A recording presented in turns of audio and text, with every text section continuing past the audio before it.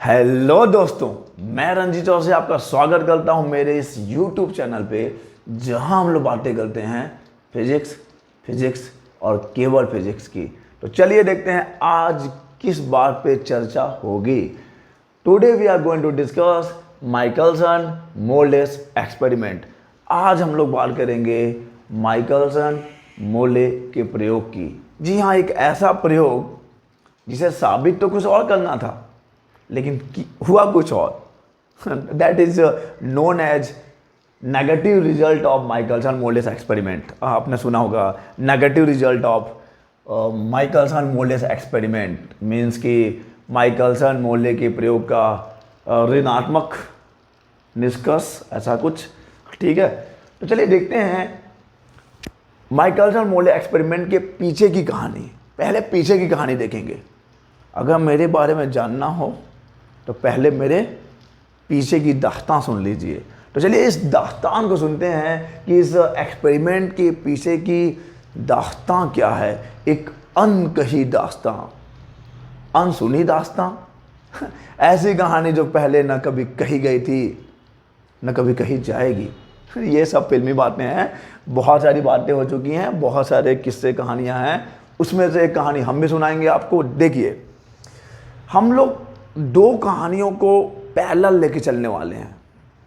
दो कहानियों को यहाँ पे हम लोग समांतर लेके चलेंगे। इधर हम लोग बात करेंगे एक खोज की। किसकी खोज करनी थी? हम लोग को खोज करनी थी। नाम सुनते जाइएगा।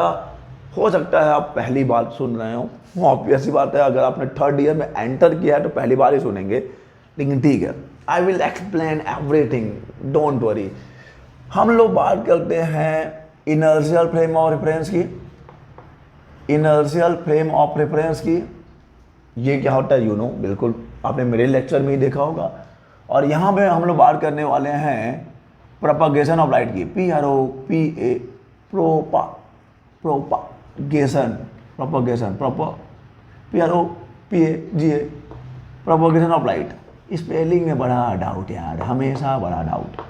प्रोपगेशन ऑफ लाइट PROPAGAT, ठीक है। इनर्शियल फ्रेम ऑफ रेफरेंस आपको पता है क्या होता है, लेकिन इनर्शियल फ्रेम ऑफ रेफरेंस तो पता है, लेकिन हम लोग खोज में हैं, तलाश में हैं। हम नहीं हैं, जो थे उनकी बात करेंगे। एक absolute inertial frame of reference की, absolute inertial frame of reference की। दोनों कहानियां समानता चलेंगी, बिल्कुल कहानी होगी। जी, हम लोग मेन टॉपिक पे आएंगे। हमारा मेन टॉपिक है माइकलसन मोरलेस एक्सपेरिमेंट। हम लोग उसके पीछे की कहानी को सुन रहे हैं अभी, कि क्यों हुआ, किन हालातों में हुआ, कैसे हुआ तो प्रयोग में ही देख लेंगे, उस एक्सपेरिमेंट में ही देख लेंगे। चलिए 5-10 मिनट हम लोग थोड़ा सा गपिया लेते हैं। अगर आपको जल्दी है यहाँ पहुँचने की तो you can forward this video, आगे बढ़िए। लेकिन अगर कहानी का मजा लेना है तो रुकिए, यहाँ पर मजा लेना है तो रुकिए, बिल्कुल मजा आएगा। बेशक 100% गारंटी है, अगर नहीं तो पैसे वापस। पैसे तो दिए ही नहीं है तो वापस कहाँ से? Absolute inertial frame, propagation of light. चलिए पहले मैं इसकी बात कर लूँ। न्यूटन के अकॉर्डिंग टाइम क्या है? टाइम एब्सोल्यूट है, टाइम निरपेक्ष है, टाइम किसी भी फ्रेम ऑफ रेफरेंस पर डिपेंड नहीं करता। टाइम सबके लिए एक जैसा होता है न्यूटन के अकॉर्डिंग। न्यूटन के according time is absolute, means आपका ऑब्जर्वर रेस्ट में है, ऑब्जर्वर मूव कर रहा है, किस फ्रेम ऑफ रेफरेंस में है, डजंट मैटर, सबके लिए टाइम सेम होगा। और उन्होंने ये भी बोला कि यहाँ पर एक ऐसा फ्रेम ऑफ रेफरेंस, ऐसा इनर्शियल फ्रेम ऑफ रेफरेंस होना चाहिए जिसके रिस्पेक्ट में हम लोग सभी मोशन को स्टडी कर सकते हैं। जितने भी गति हो रही है उन सबका अध्ययन हम लोग एक ऐसे फ्रेम ऑफ रेफरेंस के रिस्पेक्ट में कर सकते हैं। एक ऐसा फ्रेम ऑफ रेफरेंस में एक ऐसा फ्रेम ऑफ रेफरेंस होना चाहिए जो कि रेस्ट में होगा, जिसके रिस्पेक्ट में हम लोग जितने भी मोशन हो रहे हैं सबको स्टडी कर सकते हैं। और उनको अगर हुआ तो हम लोग उसको बोलेंगे absolute inertial frame of reference, यानी कि परम जड़त्वीय निदेश तंत्र, परम जड़त्वीय निदेश फ्रेम। ऐसा उनका मानना था कि ऐसा होना चाहिए। अब देखिए, कोई भी मैसिव ऑब्जेक्ट जिसके पास द्रव्यमान है और रेस्ट में ही नहीं, all the objects in this universe is moving moving and moving. जितने भी वस्तुएं हैं जिनके पास द्रव्यमान है, जो भी वस्तु है जिसके पास जो भी पिंड है, वो सभी के सभी गति कर रहे हैं। तो आप किसी भी मैसिव ऑब्जेक्ट को ये दर्जा तो आप नहीं दे सकते, absolute inertial frame of reference नहीं बोल सकते, क्योंकि वो मोशन में है। Earth moving with respect to sun, sun moving with respect to that black hole, it means the centre of our Milky Way is also moving. आप पता भी नहीं लगा सकते आपकी स्पीड कितनी है। अभी लाखों किलोमीटर प्रति घंटे की रफ्तार से आप भाग रहे हो। तो ठीक है, उसकी चर्चा हम कभी और करेंगे। लेकिन यहाँ पर हम लोग बात कर रहे हैं इनर्शिया फ्रेम ऑफ रेफरेंस की तलाश कर रहे हैं, एक ऐसा फ्रेम ऑफ रेफरेंस जो रेस्ट में होगा, जिसके रिस्पेक्ट में हम लोग सभी मोशन को स्टडी कर सकते हैं। जी, तो कहाँ पे है ये ऐसा फ्रेम ऑफ रेफरेंस? ठीक है, तो न्यूटन का जो कल्पना था वो ऐसा था। ये कहानी यहाँ तक है। ये कहानी भी समानता में चली आ रही है। प्रोपोगेशन ऑफ लाइट, ये याद रखना, ये है विज्ञान ही है, चल रहा है ये प्रोपोगेशन ऑफ लाइट। तो यहाँ पे क्या है जी, लाइट के नेचर को लेकर, लाइट की प्रकृति को लेकर विवाद था। न्यूटन के समय से ही विवाद था। न्यूटन के अकॉर्डिंग लाइट क्या है? न्यूटन के according light is particle, light कण है। न्यूटन का कणिका सिद्धांत, न्यूटन्स का कर्पस्कुलर थ्योरी पढ़ा है ना, Newton's corpuscular theory, according to that light travels in form of particle, light particle के फॉर्म में मिलता है। बाकी वो थ्योरी आप ऑलरेडी देख चुके हो, न्यूटन का ये बोलना था। लेकिन हाइगन ने क्या बोला? हाइगन वेव थ्योरी क्या था? नहीं, light travels in form of wave, light wave के फॉर्म में ट्रेवल करता है। और ऐसा ये एक दिन का मुद्दा नहीं है, ये एक और दो दिन का मुद्दा नहीं है कि आज इन्होंने ये बोला, कल उन्होंने और बोला और ये एक दो दिन में सॉल्व हो गया। नहीं, तुम्हारे और मेरे किस्सों के जैसा ये कहानी भी कई वर्षों तक चलता रहा, कई सालों तक चलता रहा। तो देखो यार, अगर आप कर्पस्कुलर थ्योरी की बात करोगे तो 1664 के आसपास आया। 17वीं सेंचुरी की बात कर रहा हूँ मैं, 17वीं शताब्दी की बात हो रही है। फिर उसी के 5-6 साल के अंदर आपका हाइगन्स वेव थ्योरी भी आ गया, मीन्स हाइगन का तरंग सिद्धांत भी। लेकिन ये विवाद चल रहा है 10 साल, 20 साल, 40 साल, मीन्स कोई एक कॉन्क्लूसिव रिजल्ट नहीं मिला है। हम लोग किसी भी कॉन्क्लूजन पे नहीं पहुंच पाए हैं। उस समय तक हम लोग बात कर रहे हैं, अभी भी नहीं पहुंचे हैं। अभी भी आपको पता है कि वो डुअल नेचर लेके चलते हैं हम लोग। चलो दोनों है, दोगला है, लाइट दोगला है, कोई दिक्कत नहीं। डुअल नेचर है यार, अच्छा लगता है डुअल नेचर, लेकिन हिंदी में दोगला ही है वो ठीक है। तो ओके, वहाँ पर आपका क्या था, हम लोग यहाँ पे थे कि 100 साल हो गए, 100 साल बीत गए। फिर आता है, हम लोग स्टार्ट करते हैं 19वीं सेंचुरी के बिगनिंग की बात करते हैं। 19वीं शताब्दी के प्रारंभ में आपको याद होगा 1801 में बहुत ही फेमस एक एक्सपेरिमेंट हुआ था, Young's double slit experiment, Young का द्विस्लिट प्रयोग, जहाँ पे ये देखा गया कि लाइट में इंटरफियरेंस होता है, लाइट में इंटरफियरेंस होता है। And what is interference? I think you know, मुझे लगता है कि आपको पता है कि इंटरफियरेंस क्या है। Okay, overlapping of the waves due to which the intensity changes, that is interference. तो इंटरफियरेंस लाइट का हो रहा है, ये यंग्स डबल स्लिट एक्सपेरिमेंट से एक्सपेरिमेंटली देखा गया। एक्सपेरिमेंट, ये मैं थ्योरी नहीं दे रहा हूं कि लाइट का इंटरफेरेंस होता होगा, एक्सपेरिमेंटली ऑब्जर्व किया गया है कि लाइट का इंटरफेरेंस हो रहा है। एंड इंटरफेरेंस इज द हस्ताक्षर, means signature of waves, waves का ही इंटरफेरेंस होता है। तो क्या न्यूटन गलत थे यार? क्या न्यूटन गलत थे? उस समय लोगों ने हाइगन को दरकिनार कर दिया, क्योंकि न्यूटन का बोलना था कि भाई ये तो कण है, न्यूटन बोलना तो होगा, हाइगन को साइड रखो यार, ये तो ठीक है। लेकिन ये क्या 1801 में जो प्रयोग हुआ है, Young's double slit experiment, YDSE, 12th में बहुत ही इंपॉर्टेंट टॉपिक हुआ करता था, आपने सेकेंड ईयर में भी पढ़ा होगा। तो क्या ये न्यूटन गलत हो गए? आपने इंटरफेरेंस बोला, लाइट का इंटरफेरेंस हो रहा है, बिल्कुल हो रहा है, ये तो वेव का ही होता है, यानी लाइट वेव तो है, लाइट वेव तो है। उसके बाद डिफ्रैक्शन डिस्कवर कर लिए 7-8 साल बाद 1810 के आसपास हम लोग डिफ्रैक्शन भी हम लोग को पता चला कि डिफ्रैक्शन भी एक फिनोमिनन है जो लाइट डिफ्रैक्शन यानी हिंदी में विवर्तन होता है, विवर्तन।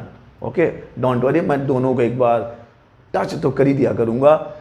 ओके, तो विवर्तन भी होता है जो कि वेव में ही होता है, डिफ्रैक्शन भी वेव का ही होता है। तो अब देखो कैसे गेम चेंज होता है, कैसे समय और हालात बदलते हैं। अब लोग जहाँ कण कण बोल रहे थे, बोले कण कण नहीं है, तरंग तरंग है। तरंग लाइट क्या है? तरंग तरंग है। और इसी श्रृंखला में एंट्री लेते हैं 1860s 1870s के आसपास ग्लेन मैक्सवेल नहीं, James Clerk Maxwell, JC Maxwell. Okay, देखिए जेसी मैक्सवेल बहुत ही game changer. Glenn Maxwell is also game changer in cricket. But यहाँ की बात करते हैं जेम्स क्लार्क मैक्सवेल की। इन्होंने क्या बोला? इन्होंने बोला नहीं, इन्होंने एक्सपेरिमेंट किया, बहुत सारे एक्सपेरिमेंट किए, बहुत सारे रिजल्ट दिए। इन्होंने मैग्नेटिक फील्ड और इलेक्ट्रिक फील्ड में बहुत सारे एक्सपेरिमेंट किए हैं, बहुत सारे। और एक्चुअली में इन्होंने किए कम है। माइकल फैराडे के जो एक्सपेरिमेंट्स थे, माइकल फैराडे उतने पढ़े लिखे नहीं थे, लेकिन वो एक्सपेरिमेंट के मास्टर थे यार। ये आप कहानी नहीं सुन पाओगे, कहीं नहीं सुनोगे, मैं बता रहा हूँ क्योंकि मैंने सुना है, मैंने पढ़ा है। माइकल फैराडे ज़्यादा पढ़े लिखे नहीं है, उनको ज़्यादा मैथमेटिक्स नहीं आता, लेकिन वो एक्सपेरिमेंट के मास्टर है, वो एक्सपेरिमेंट के थ्रू सब दे रहे हैं। उन्होंने इलेक्ट्रिसिटी और मैग्नेटिज्म में बहुत एक्सपेरिमेंट किए थे, तो उसको मैथमेटिकल फॉर्म इन्होंने ही दिया था। और उसके बाद अपना दिमाग लगाया कि यार ऐसा हो रहा है। इन्होंने इलेक्ट्रिक फील्ड, मैग्नेटिक फील्ड पे एक्सपेरिमेंट किए, इलेक्ट्रिक फील्ड, मैग्नेटिक फील्ड पे यानी कि विद्युत क्षेत्र और चुंबकीय क्षेत्र पे बहुत सारे प्रयोग किए। और आपको पता होगा कि इन्होंने म्यू नॉट की वैल्यू निकाली, एप्सिलॉन नॉट आया। क्या है ये mu naught epsilon naught? This is mu naught is absolute permeability of free space, absolute permittivity of free space. One more time, अगर भूल गया हो तो याद कर लो। Absolute permeability of free space, absolute permittivity of free space. Value नहीं बताऊंगा मैं, यहां पे जरूरत नहीं है अभी। Mu naught epsilon naught Hindi में क्या बोलेंगे? वायु या निर्वात की निरपेक्ष चुंबकशीलता, वायु या निर्वात की निरपेक्ष विद्युतशीलता। और जब ये ऐसा कुछ इन्होंने बोला 1/μ0 एप्सिलॉन नॉट, इसकी वैल्यू निकाली गई तो ये ऑलमोस्ट आया 3 × 10⁸ metre per second. 1/μ0 epsilon not 3 × 10⁸ metre per second, that's fine. इतना आया। इन्होंने इलेक्ट्रिक फील्ड पे को एक्सपेरिमेंट किया, मैग्नेटिक फील्ड पे एक्सपेरिमेंट किया, म्यू नॉट निकाला, एप्सिलॉन नॉट निकाला और ये वैल्यू आ गई। और जो कि बहुत ही आसपास है, आसपास क्या उठने के इक्वल होगा 3 × 10⁸। ये है क्या? ये तो जाना पहचाना रिश्ता है सर, बचपन से ना 7-10 में बता देते हैं। स्पीड ऑफ लाइट, प्रकाश की चाल है ये तो।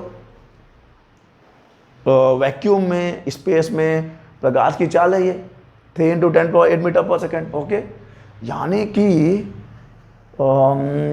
ये जो लाइट है और ये जो विद्युत क्षेत्र और चुंबकीय क्षेत्र मीन्स इलेक्ट्रिक फील्ड और मैग्नेटिक फील्ड, इसका आपस में कोई जरूर संबंध होना चाहिए।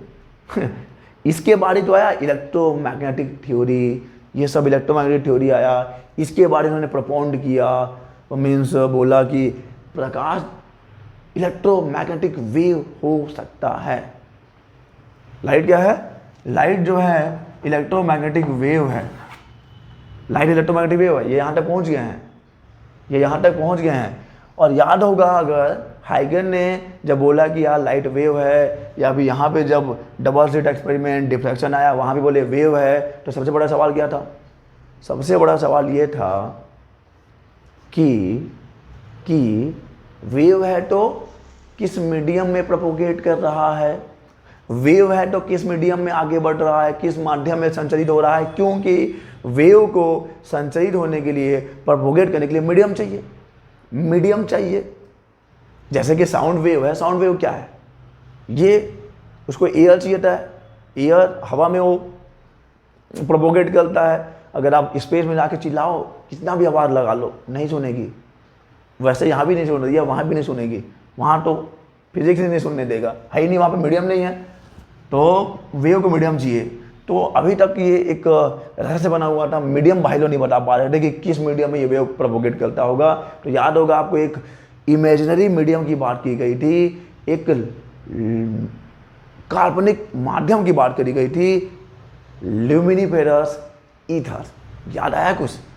ल्यूमिनिफेरस, ओहो, ल्यूमिनिफेरस ईथर की बात करी गई थी, ल्यूमिनिफेरस ईथर की बात करी गई थी। हाँ, पूरा ब्रह्मांड, पूरा यूनिवर्स में ऐसा एक मीडियम जो है व्याप्त है, फैला हुआ है पूरा, जो रिजिड है, हाईली इलास्टिक है, ऐसा जिसमें हम लोग का लाइट होता है, प्रोपोगेट होता है। चलो मान लिया, लेकिन यहाँ पे इन्होंने बोला यार इलेक्ट्रोमैग्नेटिक वेव है और ये ऐसे वेव्स हैं जो इलेक्ट्रिक फील्ड और मैग्नेटिक फील्ड के ऑक्सीलेशन से बनते हैं, विद्युत क्षेत्र और चुंबकीय क्षेत्र के दोलनों से बनते हैं, इनको मीडियम नहीं चाहिए। That's fine. तो यार मुद्दा सुलझ गया, लाइट इलेक्ट्रोमैग्नेटिक वेव है, इसको बिल्कुल मीडियम नहीं चाहिए, प्रोपोगेट कर रहा है। लेकिन उन्होंने ये भी बोला भाई देखो मैक्सवेल एक तरफ प्रॉब्लम सॉल्व भी कर रहे हैं और एक तरफ प्रॉब्लम क्रिएट भी कर रहे हैं इन लोग के लिए। ये तो अभी वहीं रुका हुआ है, इनको तलाश है एक एब्सोल्यूट इनर्शिया फ्रेम की जो कि रेस्ट में होगा, जिसके रिस्पेक्ट में सभी मोशन को हम लोग स्टडी करेंगे। तो इलेक्ट्रोमैग्नेटिक वेव है और इसकी स्पीड इतनी है, इलेक्ट्रिक फील्ड और मैग्नेटिक फील्ड के ऑक्सीलेशन से बनता है। लेकिन और उन्होंने ये भी बोला यार सी, अच्छा सी यू नो ना, सी से वैलिड हो गया आप। See what is c? Speed of light. Speed of light universal constant. आपको पता नहीं था उस समय पता नहीं था कि ये यूनिवर्सल कांस्टेंट है। C speed of light, okay, speed of light is 3 × 10⁸ metre per second in all the directions. उन्होंने बोला, मैक्सवेल ने बोला भाई कि ये जो है ना अपना लाइट, उसका स्पीड कितना है, तो ये स्पीड तो पहले बता दिए थे, लेकिन जब कंपेयर किए तो याद इलेक्ट्रोमैग्नेटिक वेव जिसका स्पीड क्या है 3 × 10⁸ मीटर पर सेकेंड है। लेकिन सवाल ये है, अच्छा उन्होंने बोला था भाई कि इसका स्पीड सभी डायरेक्शन में सेम होगा, in all direction it is moving with c, इधर भी इधर भी इधर भी, यहाँ वहाँ जहाँ तहाँ मत पूछो कहाँ कहाँ, सब जगह उसका स्पीड सी है। ओके, सी मीन्स इतना। लेकिन बात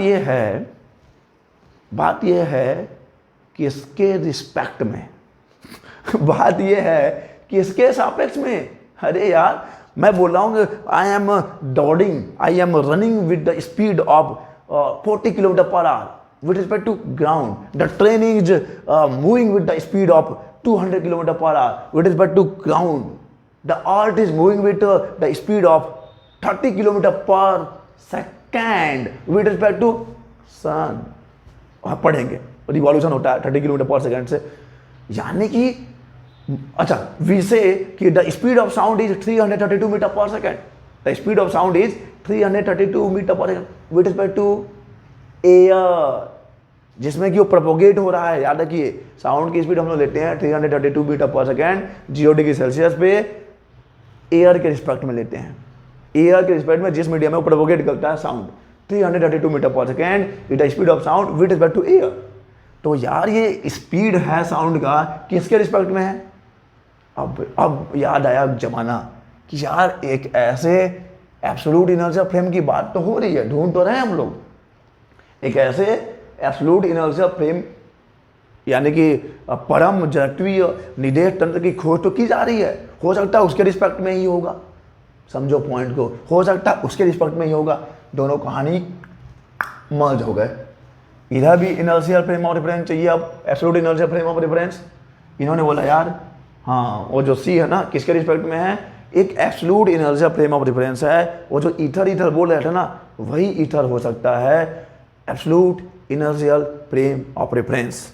रुकना अभी, कहीं जाना नहीं, मिटा लूँ मैं, कहीं जाना नहीं।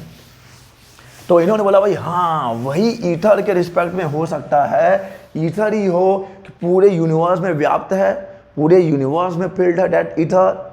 Okay, and light is moving with the speed c with respect to that ether, with respect to that ether. Clear है क्या? ये लाइट की स्पीड जो है 310 मीटर पर सेकेंड वो ईथर के रिस्पेक्ट में ही होगा, यानी कि ईथर ही हो सकता है हमारा absolute inertia frame of reference. इतना क्लियर है क्या? इतना क्लियर है क्या? लाइट ईथर को ही हम लोग मान सकते हैं क्या है, कि वो absolute inertia frame of reference हो सकता है जो रेस्ट में है, जिसके रिस्पेक्ट में पूरे वेलोसिटी को हम लोग मेजर कर सकते हैं। लेकिन दिक्कत है मीन्स कि उस समय तो पता नहीं था कि दिक्कत है, हाँ लेकिन चलो है तो क्या क्या है। जैसे मैं एग्जाम्पल बता रहा हूँ, ये रहा एक ट्रेन, मैं बिल्कुल एग्जाम्पल बता रहा हूँ, आप समझना इस चीज़ को। ये रहा ट्रेन, हाँ बिल्कुल ट्रेन है, और ट्रेन बहुत सारा चक्कर लगा लो ट्रेन ही बन जाएगा। And this train is moving I say 30 km/h, okay, and if I am moving with 10 km/h in the direction of current, in the direction of train, so 30 km/h with respect to ground. अभी मान लो 30 km/h है, with respect to ground है, 10 km/h with respect to ground है, तो actually में इसका velocity मेरे respect में क्या हो जाएगा, 30 - 10, ये तो हमने पढ़ा है सर, 30 - 10 km/h। एक चीज़ समझा रहा हूँ आपको, एक भी डाउट नहीं बचेगा आपके दिमाग में। 30 - 10 km/h, इट मीन 20 हो जाएगा। सेम अगर अपोजिट डायरेक्शन होगा तो, अगर मान लो मैं इधर भाग रहा हूँ तो, क्या हो जाएगा, दैट विल बी प्लस। यानी कि ट्रेन तो जा रही है with respect to ground 30 km/h, और मैं मास्टर रणजीत चौरसिया अगर उसके डायरेक्शन में जाता हूँ तो प्लस हो जाएगा, सॉरी माइनस हो जाएगा स्पीड, और अपोजिट डायरेक्शन में जाता हूँ तो स्पीड प्लस हो जाएगा। यही तो है, गैलीलियन ट्रांसफॉर्मेशन में भी तो यही बात कही गई थी। गैलीलियन ट्रांसफॉर्मेशन में भी तो यही बात कही गई है कि अगर एक फ्रेम ऑफ रेफरेंस दूसरे के रिस्पेक्ट में अगर किसी वेलोसिटी v से मूव कर रहा है, तो अगर सेम डायरेक्शन में मूव कर रहा है तो माइनस करेंगे वेलोसिटी को, अपोजिट डायरेक्शन में मूव कर रहा है तो वेलोसिटी को प्लस करेंगे। यानी कि अगर आप आते हैं, ये कंडीशन क्लियर है क्या ये, यानी कि स्पीड जो है अलग अलग ऑब्जर्वर के लिए अलग अलग होगी, ठीक है। अब देखो, अब मैं ले लेता हूँ एग्जांपल, ये रहा सन, उर्वारा सन है जी, और this is the what is this is the orbit of earth, and we know that earth is revolving around the sun in an elliptical path. एक दीर्घवृत्तीय कक्षा में पृथ्वी जो है वो सन की परिक्रमा कर रहा है। मान लो किसी भी क्षण पे सन यहाँ पे है, ओके, अच्छा, और हमने माना है कि ईथर पूरा व्याप्त है, ईथर पूरा, ये मेरा ईथर, यही है ईथर, जो कि सन के रिस्पेक्ट में रेस्ट में है, मीन्स रेस्ट में ही है, और सन भी रेस्ट में है। तो हम we are moving with the velocity of v, let v is the velocity of earth, this is the velocity of earth v. अब इस डायरेक्शन में हम लोग मूव कर रहे हैं, ठीक है, and according to that theory the speed of light is same in all the direction. तो चलो कि speed of light is this is c, speed of light is c. अगर हम लोग को नहीं पता है वो इधर जा रहा है किधर जा रहा है, मान लो किसी भी क्षण पे, किसी भी इंस्टेंट पे we both are moving in the same direction. c is the velocity of the light with respect to that ether, and v the velocity of the earth with respect to sun. sun भी rest में है, ether भी rest में है, mean v the velocity of earth with respect to that ether, same ही हो जाएगा। तो अगर दोनों सेम डायरेक्शन में मूव करेंगे तो what will be the object velocity, c - v हो जाना चाहिए, c - v हो जाना चाहिए। अगर मान लो कि लाइट ऐसे ना जाके कहीं ऐसे जा रहा हो तो c + v हो जाना चाहिए, c - v और c + v, क्लियर समझ में आ रहा है। साउंड के साथ भी ऐसा ही है, साउंड के साथ भी ऐसा ही है। अगर साउंड मूव कर रहा है एक डायरेक्शन में, साउंड मूव कर रहा है एक डायरेक्शन में, और विंड स्पीड भी उसी डायरेक्शन में है, विंड स्पीड भी उसी डायरेक्शन में, तो c - v हो जाएगा। और अगर विंड की स्पीड क्या है, अगर विंड की बात करो, विंड मीन हवा, अगर हवा और साउंड दोनों सेम डायरेक्शन में हैं तो दे विल बी एडेड, दोनों स्पीड ऐड हो जाएंगे क्योंकि मीडियम आगे बढ़ रहा है उसके साथ। लेकिन अगर अपोजिट डायरेक्शन में है तो माइनस हो जाएगा। यहाँ पे मीडियम रेस्ट में है, हम लोग मीडियम की बात नहीं कर रहे हैं, हम लोग माध्यम की बात नहीं कर रहे हैं, हमारा जो ईथर है वो रेस्ट में है, हम लोग बात कर रहे हैं सी उसी ईथर के रिस्पेक्ट में, वी उसी ईथर के रिस्पेक्ट में। तो अब देखिए अगर दोनों सेम डायरेक्शन में होंगे, सी और वी अगर दोनों सेम डायरेक्शन में हैं तो क्या होगा, c - v हो जाएगा। अगर दोनों अपोजिट डायरेक्शन में होंगे, अपोजिट मीन्स एक इधर और एक इधर, तो c + v हो जाएगा। यानी कि वेलोसिटी में चेंज आ जाना चाहिए, अलग अलग डायरेक्शन में वेलोसिटी में ऑब्जर्व्ड जो है, ऑब्जर्व्ड जो हम लोग देखेंगे, ऑब्जर्वर जो देखेगा उसमें चेंज आ जाना चाहिए। और अब आते हैं हम लोग इसी तथ्य को आगे लेकर, वही इसी पॉइंट को मद्देनजर रखते हुए, दिस पॉइंट को दिमाग में रखते हुए माइकलसन का आइडिया था, मोले ने उनको बाद में ज्वाइन किया विथ फॉर ग्रेटर एक्यूरेसी, बाद में इनकी जोड़ी बन गई, नहीं तो माइकलसन तो पहले से लगे हुए थे इस काम में। माइकलसन इंफेरोमीटर आपने सुना होगा, मोले ने उनको ज्वाइन किया। इनका आइडिया क्या था? इनका आइडिया था वी मतलब हम लोग, ये क्या करेंगे, इनको एक्चुअली में ये जो एक्सपेरिमेंट है माइकलसन मोले एक्सपेरिमेंट, ये इन्होंने किया ईथर के प्रेजेंस का पता लगाने के लिए। मेन एम यही है, इसका मेन एम यही है। ओके, अगर हम लोग मेन एम लिख दें इस एक्सपेरिमेंट का, तो मेन एम क्या है? ईथर के प्रेजेंस, PRESENCE, यानी कि ईथर की उपस्थिति का पता लगाने के लिए ये एक्सपेरिमेंट किया गया था कि ये ईथर नाम का जो मीडियम है वो है कि नहीं है। मेन एक्सपेरिमेंट इसलिए हो रहा है।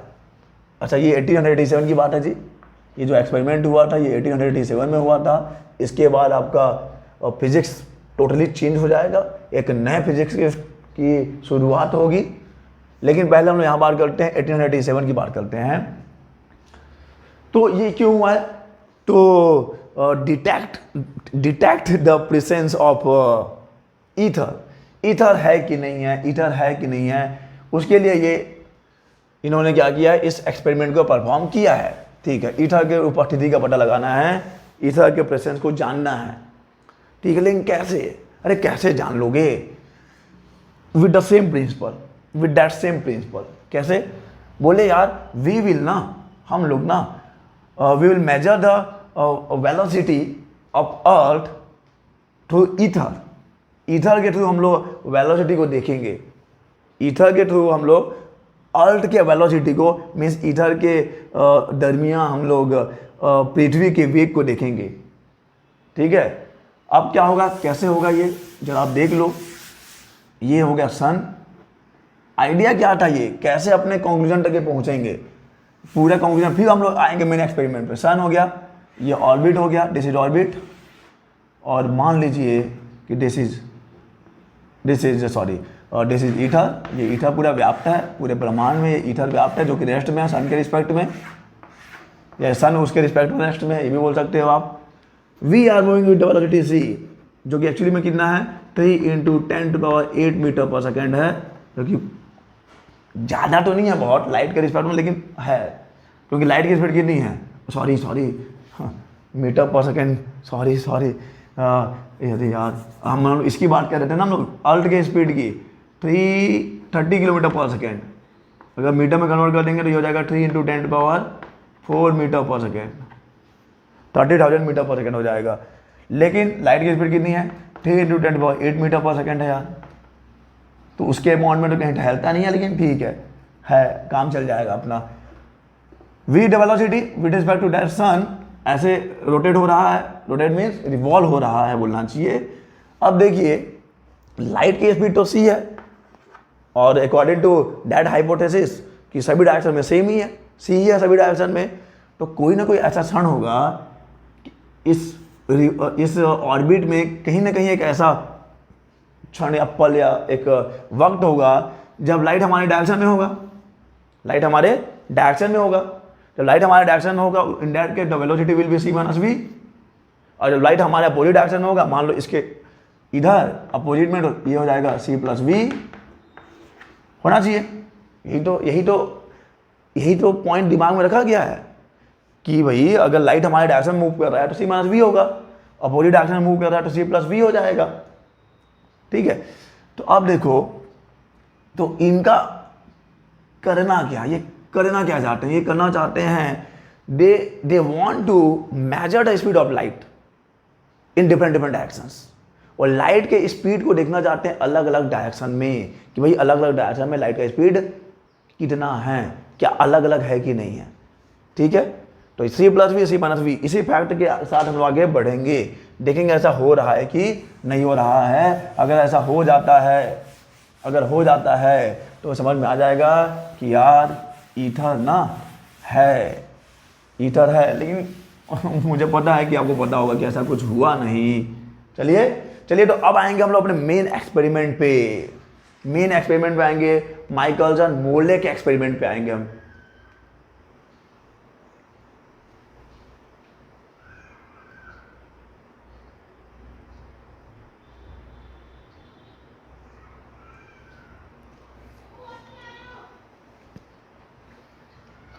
Okay, so first of all, let's see the experimental setup.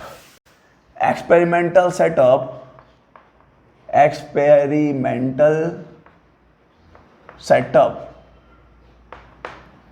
Experimental setup of Michelson Morley's experiment. तो सेटअप बहुत ही स्कीमेटिक डायग्राम बनाऊंगा मैं, स्कीमेटिक डायग्राम ही बनेगा यहाँ पर। बस मैंने में उन्होंने क्या किया, यहाँ पे ले लिया एक source of a monochromatic light, एक वर्णी प्रकाश का स्रोत। यहाँ पे S is the source of monochromatic light, और यहाँ से लाइट निकलेगी और यहाँ पे उन्होंने प्लेस कर दिया है एक ग्लास प्लेट P।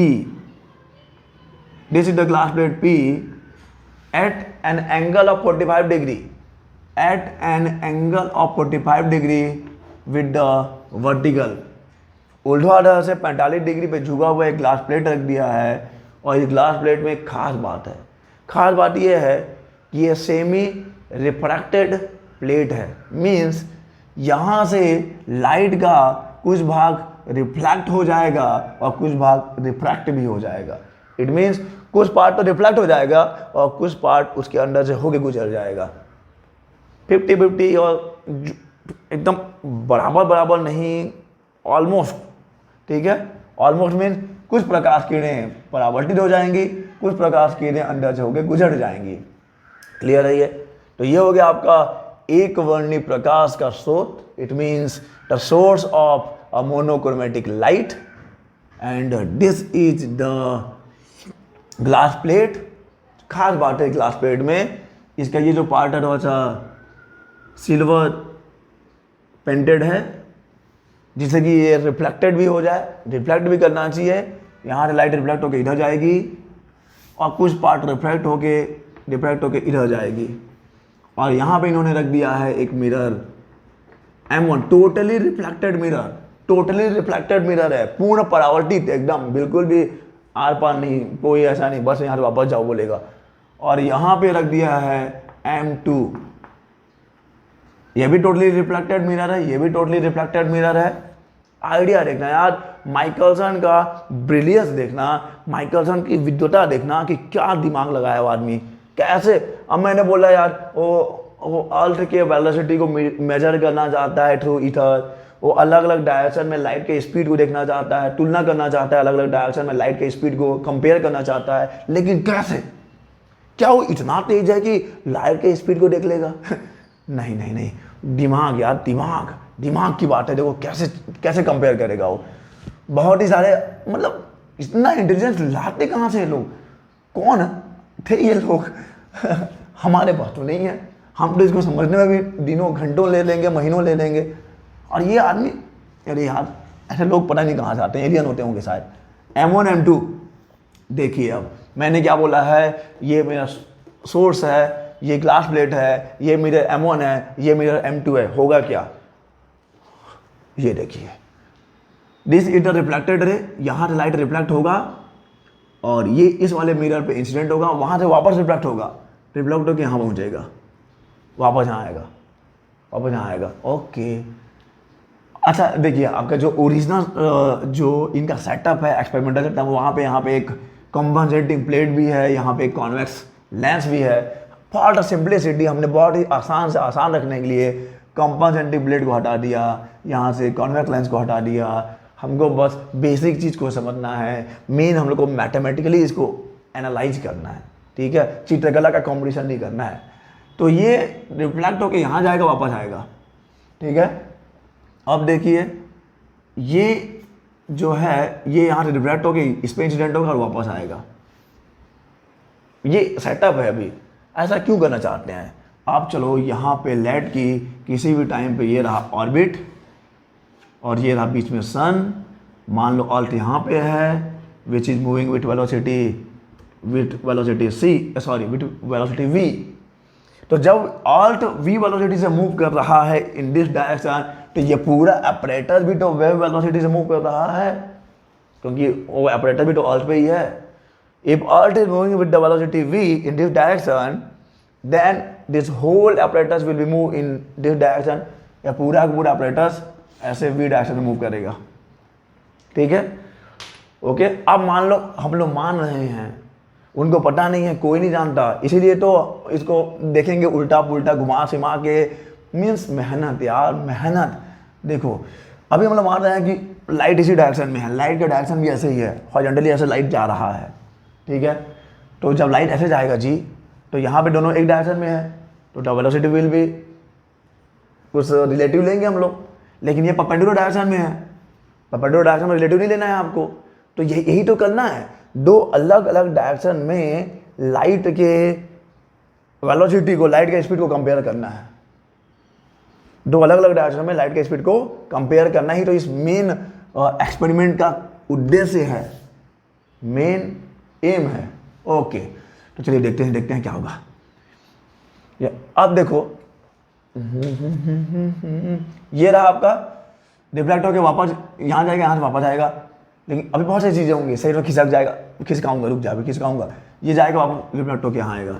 अब देखिए मेरी बात सुनिए, जब लाइट रेस रिफ्लेक्ट होके वापस आएंगी, यहाँ रिफ्लेक्ट होके वापस आएगा, यहाँ रिफ्लेक्ट होके वापस आएगा, they will be overlap here, और वहाँ पे उनका ओवरलैपिंग होगा, उनका अध्यारोपण होगा, और लाइट के ओवरलैपिंग से होगा उनका इंटरफियरेंस। दिमाग देखो, लाइट के ओवरलैपिंग से वहाँ क्या होगा, इंटरफियरेंस होगा, और उस इंटरफियरेंस को देखने के लिए यहाँ पे क्या है अपने पास, टेलीस्कोप है। टेलीस्कोप उल्टा बना दिया क्या? नहीं ठीक है, ऐसे ही होगा, और क्या, ये टेलीस्कोप है, मान लो ये telescope. This is the schematic arrangement of the Michelson Morley's apparatus. Source glass plate partially reflected है, कुछ पार्ट रिफ्लेक्ट हो जाएगा, कुछ पार्ट ट्रांसमिट हो जाएगा, यहाँ पे टोटली रिफ्लेक्टेड है, यहाँ पे टोटली रिफ्लेक्टेड है, यहाँ से रिफ्लेक्ट हो जाएगा, यहाँ से भी रिफ्लेक्ट हो जाएगा। क्या है बेसिक आइडिया, क्या है देखो, मिस ब्रिलियंस देखो यार, रिफ्लेक्ट होके वापस आएगा, रिफ्लेक्ट होके वापस आएगा, इस डायरेक्शन में मूव कर रहा है, तो पूरा अपरेटस भी इसी डायरेक्शन में मूव कर रहा है विद वेलोसिटी v। अब देखिए यहाँ पे ओवरलैपिंग होगा, ओवरलैपिंग होने से इंटरफियरेंस होगा और बनेगा इंटरफियरेंस पैटर्न, इंटरफियरेंस फ्रिंजेस बनेंगी, फ्रिंजेस, डार्क ब्राइट सुना है, डिप्ट और अडिप्ट कुछ फ्रिंजें बनती हैं इंटरफियरेंस में, ये बनेगा, उसको हम लोग देखेंगे, ध्यान से इधर से देखेंगे, ऐसे देखेंगे, यहाँ से ऑब्जर्व करेंगे, ठीक है, कुछ पैटर्न बनेगा। Then we will rotate our devices. ये पूरा का पूरा सेटअप एक्चुअली में लिक्विड, मर्क्यूरी तो लिक्विड ही होता है, मर्क्यूरी को उसमें टब में रखा हुआ है, जिसको आप जब चाहे जैसे आप घुमा सकते हो। तो एक ही डायरेक्शन में नहीं होगा, यू डोंट नो कि लाइट ऐसे ही जा रहा है, यू डोंट नो, आपको नहीं मालूम है, इसलिए आपको पूरे चांसेस को मद्देनजर रखते हुए पूरा घुमा फिरा के अल्टा पलटा के सब एक्सपेरिमेंट करना है सब, फिर एक साथ यहाँ पे फिर 6 महीने बाद, फिर मीन्स बहुत मेहनत करना है। तो M1 M2 ठीक है। तो देखिए टेलीस्कोप की बात है, यहाँ पर देखा इंटरफेरेंस पैटर्न को देखा, कुछ पैटर्न आपको मिला होगा, डार्क ब्राइट। जब हम इसको रोटेट करेंगे, तो अगर इंटरफेरेंस पैटर्न में चेंज हो गया, एक्चुअली चेंज हो गया, मैंने बोला चेंज हो गया, लेकिन चेंज कैसे, क्यों चेंज, मेन अपना मकसद क्या है, जब ध्यान से देखना, यहाँ से इसका लेंथ L1 बोला है मैंने, यहाँ से इसका लेंथ L2 बोला है, एक्सपेरिमेंट में दोनों लेंथ सेम ही है, दोनों लेंथ 11 मीटर ही है। अब हम देखेंगे जब न्यूमेरिकल वैल्यू पे जाएंगे, तो यहाँ से ये भी L1 मीटर पे, यहाँ से ये भी L2 metre, means L1 distance पे ही है, दोनों के सेम ही है, 11 मीटर नाम दे दिया L1 L2। जब हम लोग डिराइव करेंगे तो L1 L2 यूज करेंगे, लेकिन है सेम डिस्टेंस पे ही। तो देखिए अगर इस डायरेक्शन में मूव करेगा लाइट, तो यहाँ से यहाँ तक जाएगा, वापस आएगा, तो इधर का जो टाइम टेकिंग है, यहाँ से यहाँ जाने और यहाँ आने में जो टाइम है, मान लो यहाँ से यहाँ जाने और यहाँ आने में, that is time 2, suppose this is time 2, suppose मान लीजिए कि यहाँ से लाइट यहाँ जाएगा वापस आएगा, तो इसको T2 टाइम लगा है। ओके, लाइट यहाँ से यहाँ जाएगा, रिफ्लेक्ट होकर वापस आएगा, सपोज T1 टाइम लगता है। ठीक है, और अगर T1 और T2 में डिफरेंस है, अगर टाइम डिफरेंस है, यहाँ से यहाँ जाने और यहाँ से यहाँ आने में अगर टाइम डिफरेंस है, मीन्स डेल टी अगर वहाँ पे है, दोनों ही टाइम में डिफरेंस है, लेंथ तो सेम ही है भाई, लेंथ तो सेम ही है। अगर टाइम का डिफरेंस है तो पार्ट डिफरेंस भी होगा, पार्ट डिफरेंस पथांतर होगा, और पार्ट डिफरेंस होगा तो वहाँ पर इंटरफेरेंस पैटर्न में कुछ आपको देखने को मिलेगा। यही तो पढ़ा है ना आपने, इंटरफेरेंस पढ़ा है। यार मैं इंटरफेरेंस में नहीं जाना चाहता, बहुत बड़ा टॉपिक है, लेकिन आपको पता है कि अगर वहाँ पे पार्ट डिफरेंस है, del this is the part difference, तो वहाँ पे भी कुछ इंटरफेरेंस पैटर्न बनता है। तो मान लो कि यहाँ पे कुछ डेल पार्ट डिफरेंस होगा इन दिस केस कि यहाँ से T1 यहाँ से T2 पार्ट डिफरेंस डेल है। हम लोग को टाइम निकालना है, हम लोग टाइम को ही कैलकुलेट करेंगे। पार्ट डिफरेंस डेल है, कुछ इंटरफेरेंस पैटर्न बन गया, हमने उसको देख लिया, नोट कर लिया, दिमाग में छाप लिया। ठीक है, अब we will rotate this whole apparatus by 90 degree करेंगे हम लोग। इस पूरे अपरेटस को हम 90 डिग्री रोटेट करेंगे, तो ये देखिए ये इसके अलॉन्ग आ जाएगा m1। अभी क्या है, m2 है इन the direction of velocity of the earth, in the movement of the earth m2 direction में है, m1 जो है उसके परपेंडिकुलर डायरेक्शन में है, अर्थ के मूवमेंट के परपेंडिकुलर डायरेक्शन में है वो। ठीक है, अब इसको रोटेट करेंगे 90 degree. When we rotate this apparatus by 90 degree, m1 आ जाएगा in the direction of motion of the earth, m1 आ जाएगा अर्थ के मोशन के अलॉन्ग में, और m2 आ जाएगा उसके परपेंडिकुलर में। Again we will calculate T1 T2, means rotate करने के बाद देखो कैसा हो जाएगा, शायद आप पिक्चर ही बना पा रहे हो दिमाग में। सोच तो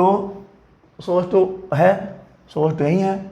अब ये इसको घुमा दीजिए करके, तो ये आ जाएगा आपका, इधर m1 आ जाएगा, इधर पे आपको m2 ले लेना है।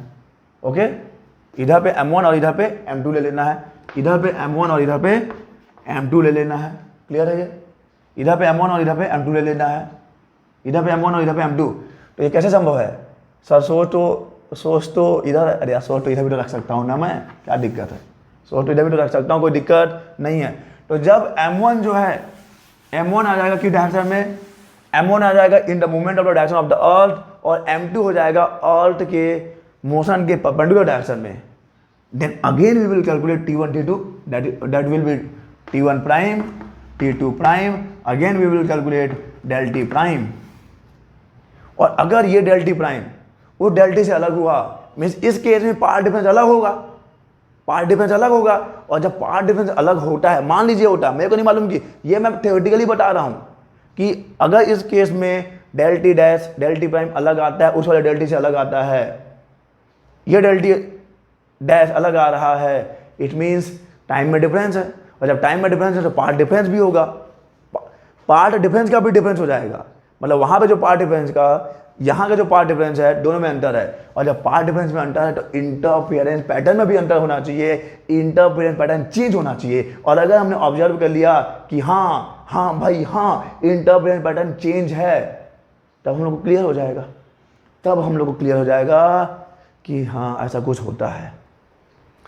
तो अब ये क्लियर हो जाएगा कि we will moving through a medium that is ether.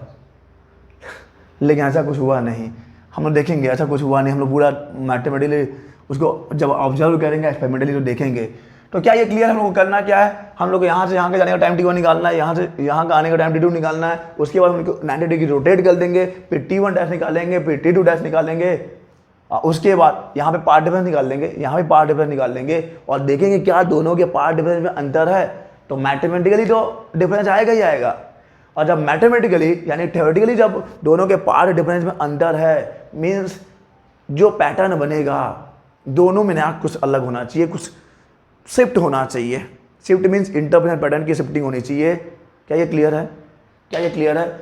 ये मैंने बता दिया इनका आइडिया क्या था, मास्टर प्लान क्या है इनका। अब ये मास्टर प्लान को एक्सपेरिमेंटली परफॉर्म कर रहे हैं, थ्योरेटिकली मैं रिजल्ट यहाँ बता रहा हूँ। चलिए, तो ये आप डायग्राम बना सकते हो। चलिए मास्टर प्लान देखना इनका क्या होता है। अब इसका हम लोग मैथमेटिकल डेरिवेशन करते हैं। इसका मैथमेटिक्स क्या बोलता है, चलो चलिए सपोज ये सोर्स इधर कहीं पे होगा, सपोज इधर पे कहीं सोर्स होगा, ठीक है।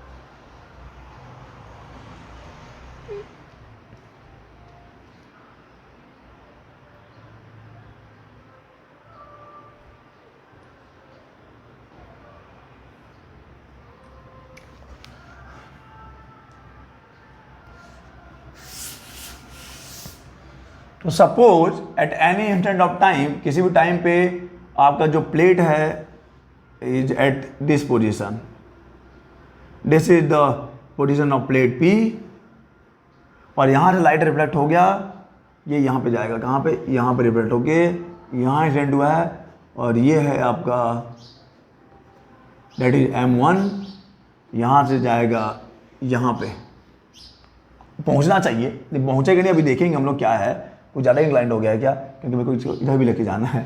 ओके चलिए, और ये तो हो गया आपका ग्लास प्लेट पी। अब देखो यार, हम लोग अभी ऐसे वाले की बात करेंगे, उसको देखेंगे हम लोग बाद में, इधर वाले को। यहाँ पे लाइट इंसिडेंट हुआ, यहाँ से रिफ्लेक्ट होगा, और मान लो कि इसका लेंथ L1 है, इस लाइट को यहाँ से रिफ्लेक्ट होने के बाद यहाँ तक पहुँचने में लेट सपोज TU टाइम लगता है, सपोज TU टाइम लगता है, लेकिन we know our whole apparatus is moving with the velocity v in the direction v। तो जब ये यहाँ से रिफ्लेक्ट हुआ, जब हुआ होगा, तब ये तो आगे बढ़ रहा है ना जी, आगे बढ़ गया, आगे बढ़ गया, आगे बढ़ गया, आगे बढ़ गया, आगे बढ़ गया विद द वेलोसिटी v। तो ये v वेलोसिटी से इतने टाइम में कहाँ पहुँच जाएगा, सपोज यहाँ पहुँच जाएगा। समझिए समझिए समझिए कितना ज़्यादा लॉजिकल है ये रुका नहीं है, मैं रुका नहीं हूँ। आप मेरे से यहाँ कुछ हाय बोले, मैं रिप्लाई देते देते यहाँ आ गया, यही हो रहा है। यहाँ पे हाय बोला है, हाय बोलने के बाद इसके रिप्लाई देते देते जब ये यहाँ पे पहुँचेगा, जब ये M1 पे पहुँचना चाहेगा या पहुँचेगा, तो यहाँ ना होके ये कहाँ जाएगा, ये यहाँ पे आ जाएगा, ये यहाँ पे होगा। इट मीन्स जब ये रिफ्लेक्टेड रे उसको छुएगा, उसको टच करेगा, तो यहाँ नहीं है, वो कहाँ पे है, ये यहाँ पे है जी, ये M1 डैश पोजीशन पे है। क्या ये फाइन है, क्या ये क्लियर है? जब ये यहाँ पे रिफ्लेक्ट हुआ, स्टार्टिंग ये लाइट आया, ठीक यहाँ रिफ्लेक्ट हुआ, ठीक रिफ्लेक्ट होने के बाद इसको जाना है M1 की तरफ, लेकिन M1 तो चल रहा है और इसकी मंजिल है M1 और चला ही है M1 के लिए, तो ये M1 की तरफ देखो, M1 आगे बढ़ रहा है। और मैंने बोला कि चलो मान लेते हैं कि यहाँ से जो लाइट रिफ्लेक्ट हुआ है उसको M1 तक पहुँचने में TU टाइम लग रहा है, सपोज TU टाइम लगा है, आप कुछ भी ले सकते हो यार, मैंने लिया TU टाइम लगा है, तो TU टाइम में मिरर वहीं तो ही रहेगा, पूरा whole apparatus will moving with the velocity v, earth के वेलोसिटी से आगे बढ़ रहा है पूरा, उसी वाले मीडियम के सापेक्ष, जिस मीडियम की आप बात कर रहे हो। तो v, तो after time TU the position of the M1 will be M1 dash, वहाँ नहीं रहा, वहाँ रहा, मतलब जब ये रिफ्लेक्टेड रहे इसे मिलेगा, यहाँ मतलब चला है भाई, मेरे को जाना है किससे मिलने, मेरे को M1 से मिलने जाना है, तो M1 वहीं नहीं रहा, M1 यहाँ आ गया, तो बोला बेटा मिल के ही रहूँगा, तो यहाँ पे मिलेगा, M1 डैश पे मिलेगा। तो ये कितने डिस्टेंस बाद में मिला है, अपने चलने के कितने डिस्टेंस में VTU, लेकिन ये चला तो इधर है ना, ऐसे थोड़ी चला है, रिफ्लेक्टेड रे इस डायरेक्शन में गया है, and we know that this is the light, this is the light, तो लाइट की स्पीड होती है c, तो ये हो जाएगा डिस्टेंस CTU। क्या ये क्लियर है? CTU, तो इसका जो अगर मैं ले लूँ, कुछ भी अगर आप लेना चाहो, तो ये हो जाएगा आपका distance CTU, PM1 dash is CTU, what it, अच्छा TU तो क्लियर है आपका, TU तो क्लियर है, द टाइम इन विच यहाँ रिफ्लेक्टेड रे इससे मिलेगा, व्हाट इज TU क्लियर है। PM1 डैश कितना हो जाएगा, PM1 dash is equal to हो जाएगा C into TU. What will be M1 M1 dash? M1 M1 dash is equal to VTU. ये भी क्लियर है, ठीक है, ठीक है यार। चलो देखते हैं, हम लोग यहाँ से TU निकाल लेते हैं कि किस टाइम की बात हो रही है। जब यहाँ से रिफ्लेक्ट हुआ तो कितने समय के बाद जाके वो मिला है, तो लगा देते हैं हम लोग पाइथागोरस थ्योरम, पाइथागोरस प्रमेय इन द ट्रायंगल। आप P M1 M डैश ले लो, in right angle triangle P M1 M1 dash, in right angle triangle P M1 M1 dash क्या हो जाएगा? P M1 M1 dash is equal to हो जाएगा, sorry right angle triangle में क्या हो जाएगा? पाइथागोरस थ्योरम से, बाई पाइथागोरस थ्योरम अप्लाई करो, क्या होता है? हाइपोटेन्यूज का square is equal to base square plus perpendicular square. तो यहाँ पे हाइपोटेन्यूज है P M1 dash square is equal to P M1 dash is square is equal to P M1 square, sorry, plus M1 M1 dash square, M1 M1 dash square. Done, fine, okay. This is CTU square P M1 dash is L1 square plus M1 dash VTU का square, इधर आ जाएगा TU square common, ये हो जाएगा C square minus V square is equal to L1 square. So TU is equal to हो जाएगा L1 upon C square minus V square, लेकिन ये आ जाएगा रूट में। So this is TU is equal to L1 upon root over C square minus V square. क्या ये fine है? क्या ये फाइन है? क्या L1 is equal, sorry, TU is equal to, what is TU? The time जब यहाँ से रिफ्लेक्ट हुआ है और यहाँ पहुंचा है। लाइट रे को यहाँ से रिफ्लेक्ट होके इस M1 तक पहुंचने में टाइम लगा है TU, and that time is given by this formula TU is equal to L1 upon root over C square minus V square. TU is equal to L1 upon root over C square minus V square. क्या ये done है? क्या ये done है? वहां से भी तो रिफ्लेक्ट होना है उसको, वहां से भी उसे भगा दिया जाएगा दरकिनार कर। ये याद रखो यार, ये फॉर्मूला काम का है अभी। TU, तो इसको मैं यही नोट रहने देता हूँ अभी फिलहाल। तो चलिए देखिए, जब ये यहाँ से रिफ्लेक्ट होगा, इसको अब कहाँ चलना है? रिफ्लेक्ट होने के बाद देखिए, अब ये मत सोचिएगा कि ऐसे तो ऐसे जा रहा है, ऐसा नहीं है, जाएगा वैसे ही, लेकिन अगर रिफ्लेक्ट होकर वहाँ गया है तो रिफ्लेक्ट होकर वापस यहीं आना है। तो जब वो रिफ्लेक्ट होगा तो यार जब आप यहाँ मिले हो तुम हमको बड़े नसीब, यहाँ नसीब से मिला है। तो जब यहाँ रिफ्लेक्ट होकर वापस आना चाहेगा तो उस समय प्लेट पे यहाँ ना होगा भाई, आने में कितना टाइम लगेगा? आने में भी उसको, यहाँ से आने में भी उसको TU टाइम लगेगा, और उस TU में VTU और आगे बढ़ जाएगा। यानी इस समय प्लेट कहाँ पे है? इस समय प्लेट का पोजीशन आप ले लो कि P डैश पे है, P डैश पे है। This is VTU, this is also VTU। तो यहाँ से 2 VTU बोल सकते हो आप, कोई दिक्कत नहीं है, लेकिन मैं VTU लिख देता हूँ। यहाँ से VTU पोजीशन पे होगा, VTU पोजीशन पे होगा। तो जब यहाँ से रिफ्लेक्टेड रे वापस P पे पहुँचेगा तो P पे ना होके P डैश पे होगा। क्या कमाल है! जब वहाँ से रिफ्लेक्ट होके वापस चलेगा P की तरफ तो P पे ना होके P डैश पे। This is the new position. आप देखो ना, आप वहाँ पे हो, आप वहाँ पे हो, मैं ट्रेन में जा रहा हूँ, आप पेड़ पे बैठे हो, मैं इसको फेंक रहा हूँ, तो ऊपर कैसे जाएगा? ऊपर ऐसे आके वापस वहीं आता है। आपको मेरे को लगता है कि वहीं आता है, लेकिन आप क्या बोलोगे?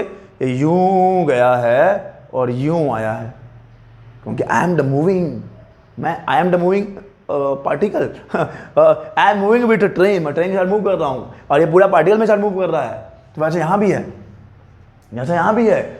अब देखिए, आप ऐसे फेंको तो मेरे को लग रहा है कि वहीं आ रहा है, अभी भी आपको यही लगा होगा क्योंकि मैं मोशन में नहीं हूँ, लेकिन मैं मोशन में रहूँगा तो it will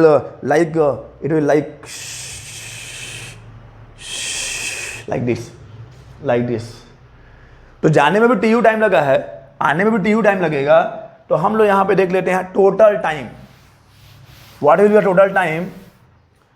what will be the total time यहाँ रिफ्लेक्ट होके वापस यहाँ तक आने में? The total time, it means the total time to reflect the light from the plate and reach to M1 and again reach to plate P।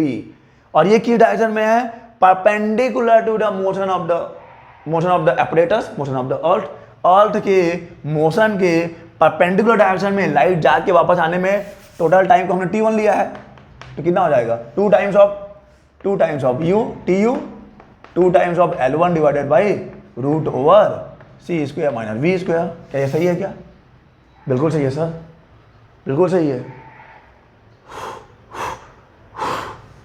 इधर जा रहा है, अर्थ इधर जा रहा है, लाइट इधर जा रहा है, तो अभी परपेंडिकुलर डायरेक्शन की बात की है। अर्थ के मोशन के परपेंडिकुलर डायरेक्शन में जो लाइट जा रहा है उसको यहाँ रिफ्लेक्ट होके यहाँ जाने और वापस आने में इतना टाइम लगेगा 2L1 upon root over c square minus we square. Okay done है। तो इसको थोड़ा सा और सॉल्व कर लेता हूँ मैं।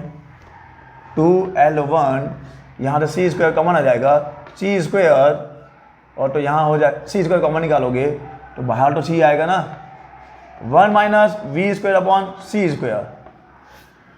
2L1 upon C root over 1 minus we square upon C square. Done हो गया।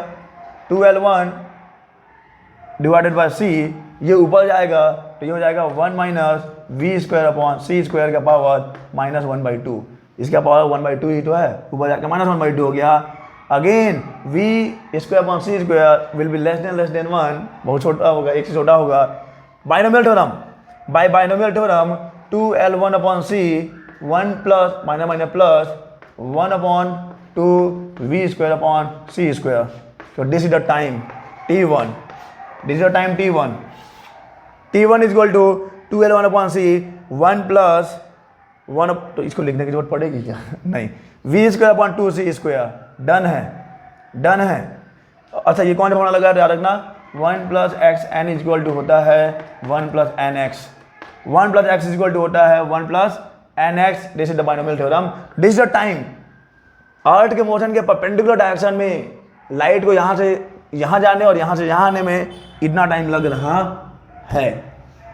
ओके चलो आगे बढ़ेंगे हम लोग। बहुत ही लंबा सफ़र है मेरे भाई, बहुत ही लंबा सफ़र है, बहुत ही लंबा डगर है। चलिए अब हम लोग बात करते हैं along the motion of the अर्थ। ध्यान से सुनना, along the motion of the अर्थ, ध्यान से सुनना आप। चलिए ये लाइट यहाँ पे आई, यहाँ से रिफ्लेक्ट हुई तो वो कहानी हो गया, कहानी यहाँ से रिफ्लेक्ट होगा। रिफ्लेक्ट होने के बाद ये जब ऐसे जाएगा, लाइट जाएगा सी स्पीड से, लाइट जाएगा सी स्पीड से, तो अर्थ भी तो जा रहा है वी स्पीड से, यानी ये पूरा। अच्छा यहाँ पे मिरर लेना चाहिए मेरे को, अब यहाँ पे मिरर लेना चाहिए, सॉरी ये वाला कहानी तो हो गया, ऊपर वाला कहानी हो गया है। चलो ठीक है, तो पूरा मिटा के अच्छे से बनाता हूँ। ये रहा plate, this is glass plate, ये हो गया यहाँ पे, ये ऊपर गया, उसकी कहानी हो गई। ये गया रिफ्रैक्ट हो गए, मान लो यहाँ पे इंसिडेंट हुआ है मिरर से, यहाँ पे जब ये यहाँ से रिफ्रैक्ट होगा तो यहाँ रिफ्रैक्ट होने के बाद ये L1 डिस्टेंस पे तो है। ये आपको लग रहा है कि यहाँ से रिफ्रैक्ट होने के बाद केवल उसको L1 डिस्टेंस डबल करना है, लेकिन गलत लग रहा है आपको। ये this is M2, this is P, लेकिन क्या आपको नहीं मालूम कि this will be moving with the velocity v, and यहाँ से जो लाइट चला है उसी से चला है। तो जब आगे बढ़ेगा लाइट इसे मिलने के लिए, ये आगे आगे भाग रहा है ना v वेलोसिटी से ये आगे आगे भाग रहा है v वेलोसिटी से, ये m2 जो है भाग रहा है या भाग रही है बोलना चाहिए। तो इस केस में रिजल्टिव वेलोसिटी कितना हो जाएगा, जो रिजल्टिव वेलोसिटी होगा, जो फॉरवर्ड वेलोसिटी हो जाएगा, that is will be c minus v, तो c माइनस वी वेलोसिटी हो जाएगा। तो यहाँ पे टाइम कितना हो जाएगा, यहाँ पे टाइम इज इक्वल टू हो जाएगा, फॉरवर्ड टाइम निकाल लेते हैं हम लोग, जब मिलने का समय निकाल लेते हैं कितने समय के बाद मिलेगा, तो डिस्टेंस तो L2 है, तो ये हो जाएगा L2 upon c minus we. बहुत ही सही है, L2 और TF is equal to L2 upon c minus v. लेकिन जब रिफ्लेक्ट हो जाएगा वहाँ से, रिफ्लेक्ट कब होगा, रिफ्लेक्ट होगा यहाँ से, ये कलर अलग ले लूँ मैं, कलर अलग ले लूँ, ये मिला यहाँ पे है, चल लग तो आ रहा है कि यहाँ भी लेगा, लेकिन वो तो आगे बढ़ गई ना, आप उसके पीछे भागे, वो आपके आगे भाग गई, लेकिन आप तेज हो, पकड़ लोगे उसको, पकड़ लिया, लेकिन यहाँ पे पकड़ा है, M2 डैश पे पकड़ा है, तो पकड़ने के बाद वो आपको देगी एक रपाट से, तो आप भागोगे पीछे, तो अब यहाँ से आप रिफ्लेक्ट होगे, यानी लाइट हो आप इस पर अप्लाइट हो, इधर रिफ्लेक्ट हो जाओगे, लेकिन ये उधर भी भाग रही है और आप इधर आ जाओगे अपोजिट डायरेक्शन में, और आके इसको इससे मिलना है तो ये भी वही नहीं रहेगा, ये भी तो खिसक जाएगा इधर, ये भी तो खिसक जाएगा इधर। तो चलिए in that case let the time is, वापस आने में ना, वापस यहीं पे आने पे, लेकिन यहीं नहीं मिलेगा, हो सकता है इधर कहीं पहुंच गया हो, तो वापस यहाँ आने में कितना टाइम लग जाता है, T back is equal to T back L2 upon c plus v. ये क्लियर होना चाहिए, या क्लियर होना चाहिए। आगे जा रहा है तो सी माइनस वी, पीछे आ रहा है तो सी प्लस वी, लेंथ तो L2 ही है। ठीक है यार, टोटल टाइम कितना लगेगा, टोटल टाइम को हमने T2 बोला है, टोटल टाइम को T2 बोला है। अलॉन्ग द मोशन के लिए जो टाइम होगा यहाँ से वहाँ जाने और वापस आने के लिए हमने टाइम को T2 लिया है, तो ये हो जाएगा TF plus TB is equal to कितना, TF प्लस TB, यानी कि ये हो जाएगा 2, ओह सॉरी टू क्यों यार, तू क्यों इतना पागल है, इतना भी ना।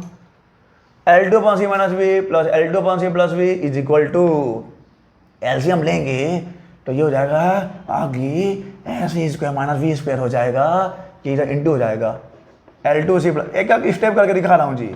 दिल तो लइका है जी, कुछ ना समझता है जी, इंटू करो यार, तो ये हो जाएगा L2C plus L2V plus L2C minus L2V divided by c square minus we square is equal to, चलो देखिए क्या होगा, हम लोग निकाल रहे हैं T2, क्या होगा, हाँ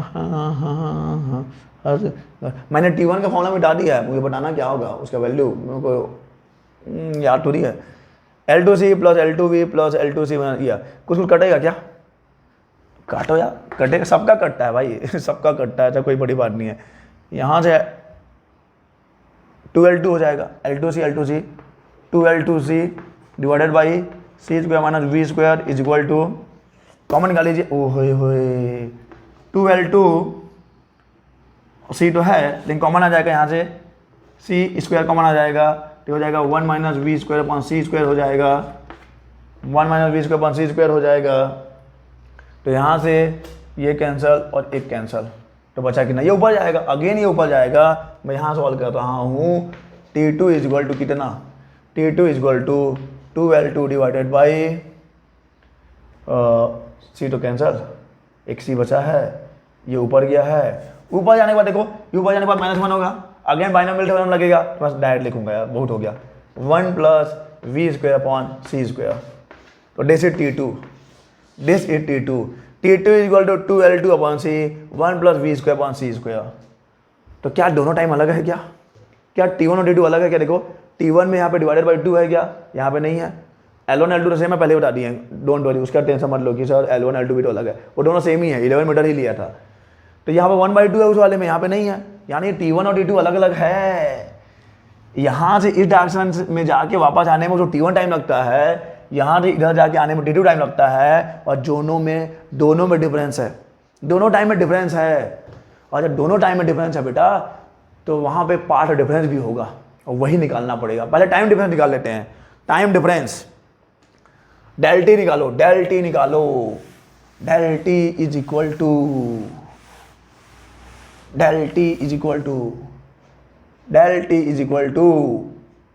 okay, so del t will be T2 minus T1, putting the value of T2, putting the value of T1, और जब आप इसको माइनस करके पूरा दुनियादारी करोगे तो the answer will be 2L2 minus L1 upon C, 2L2 minus L1 upon C plus V square upon C cube, 2L2 minus L1. This is the del t, and what is del t?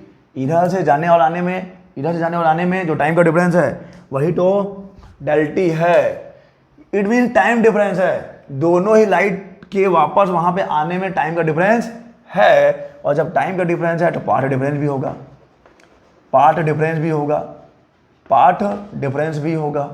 And what is path difference, पथांतर भी होगा। तो speed क्या है, speed तो सी ही है ना भाई, लाइट का स्पीड तो सी है, लाइट तो सी के स्पीड से ही चलेगा, तो दूरी निकालना है आपको, दूरी कैलकुलेट कर सकते हो क्या, नहीं कर सकते।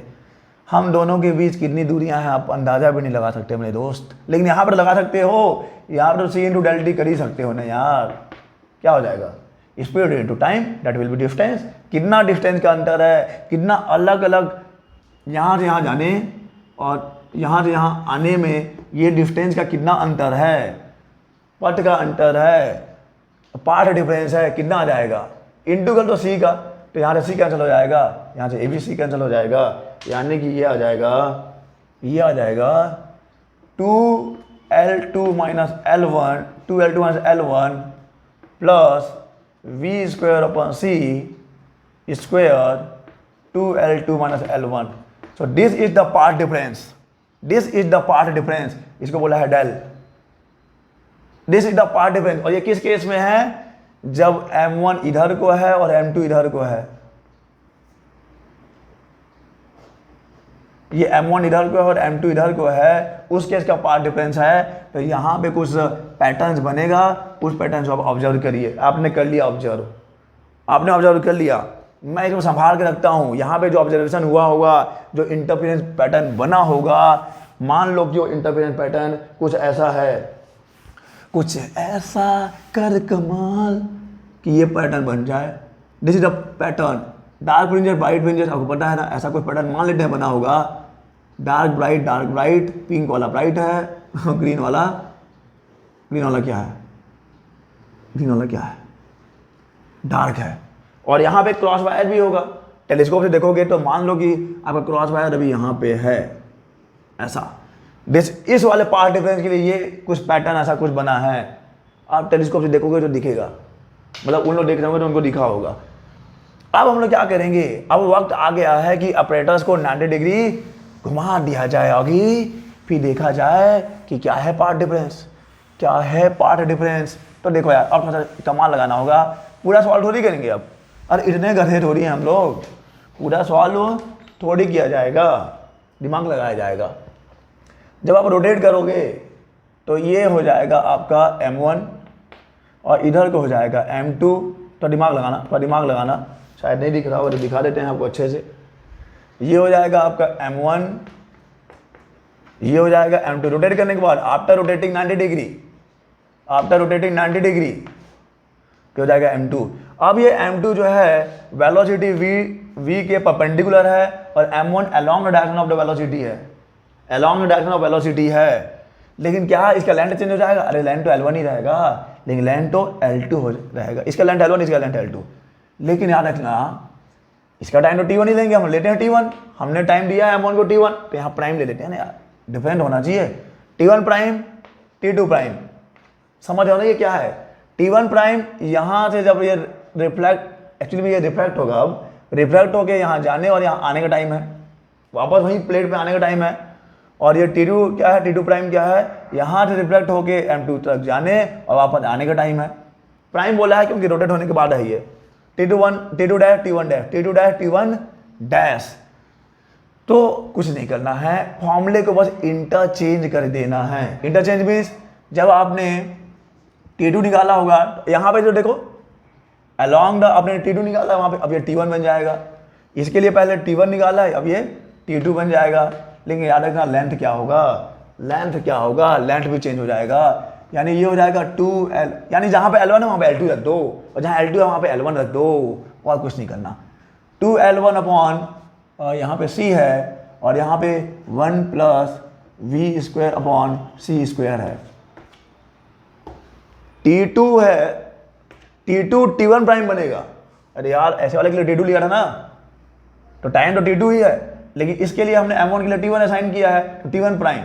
और इसके लिए क्या हो जाएगा, इसके लिए 2L2 अपॉन C हो जाएगा, और ये हो जाएगा 1 plus V square upon 2C square. यहाँ पे गड़बड़ मत करना यार, ऐसा नहीं कि सर समझ में नहीं आ रहा है। एक बार फिर सुन ले बेटा, M1 M2 पहले ये ऐसे था ना, M1 के लिए ऐसे था, M1 ऊपर था, M2 इधर था, तो टाइम इसके लिए T2 था। तो अभी भी इसके लिए T2 ही टाइम दिया है मैंने, इसके लिए टाइम मैंने T1 ही दिया है, तो T1 प्राइम T2 प्राइम। लेकिन दिक्कत क्या है, इसके लिए टाइम आने जाने का टाइम आपने बोला था कि इतना होता है यार, फॉर्मूला डिराइव किया था, लेकिन अब तो लेंथ L1 है, अब तो डिस्टेंस L1 है, तो आपने यहाँ L1 रख दिया। इसके लिए डिस्टेंस L2 है तो आपने L2 रख दिया, हालांकि दोनों बराबर ही है यार, ठीक है फिर भी से। तो ये हो जाएगा T1 प्राइम T2 प्राइम। अब देखते हैं इसमें कितना डिफरेंस आता है। इसमें कितना डिफरेंस है? ओहो fuck, sorry sorry sorry, T2 prime ये हो जाएगा 2L2/c, ये 1 प्लस v²/2c²।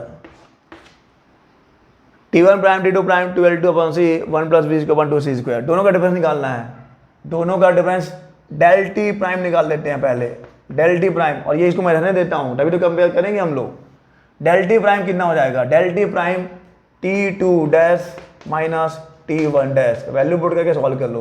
मैं पूरा सॉल्व नहीं करता, मैं डायरेक्ट आंसर रख देता हूँ कि जब T2 dash prime minus T2 dash prime क्या होता है, T2 prime minus T1 prime करोगे तो आंसर कितना आएगा? डेल टी प्राइम कितना आएगा? इतना आएगा। So this will be the time difference in this case. Del t prime 2L2 minus L1/c plus v²/c³ L2 minus 2L1। अगर डेल निकालना है तो मीन्स डेल प्राइम निकालना है तो क्या करना होगा? Again we know that c del T prime हो जाएगा, sorry c del T prime हो जाएगा। This will be del prime c del T prime कितना हो जाएगा? C del T prime del prime हो जाएगा। तो इंटू कर दो ना आप, इसी में आप सी का इंटू करो, तो एक सी खत्म, तो this will B 2L2 minus L1, ये तो सेम ही आ गया मीन्स ये वाला टर्म भी सेम है, plus v²/c² L2 minus 2L1, और ये हो जाएगा L2 माइनस 2L1। अलग तो है, अरे अलग तो है भाई, L2 माइनस 2L1 है, वहाँ पे 2L2 माइनस L1 है, 2L2 माइनस L1 है, और यहाँ पे L2 माइनस 2L1 है। तो डेफिनेटली दोनों ही केसेस में पार्ट का डिफरेंस है, पार्ट के डिफरेंस का डिफरेंस है। दोनों ही केसेस में जब आपने ऐसे लिया है मतलब यहाँ पे M1 लिया है, यहाँ पे M2 लिया है, तो ये डेल है, this is the path difference. जब आपने इसको ऐसे कर दिया है, ये M1 इधर और M2 इधर, तो this is the path difference. दोनों ही पार्ट डिफरेंस में डिफरेंस है, दोनों ही पार्ट डिफरेंस में डिफरेंस है, और जो दोनों ही पार्ट डिफरेंस में डिफरेंस है मेरे भाई, तो 100% क्या होना चाहिए? इसमें शिफ्ट होना चाहिए। इस वाले फ्रिंजेस में ये जो पैटर्न बना है इसमें शिफ्ट होना चाहिए।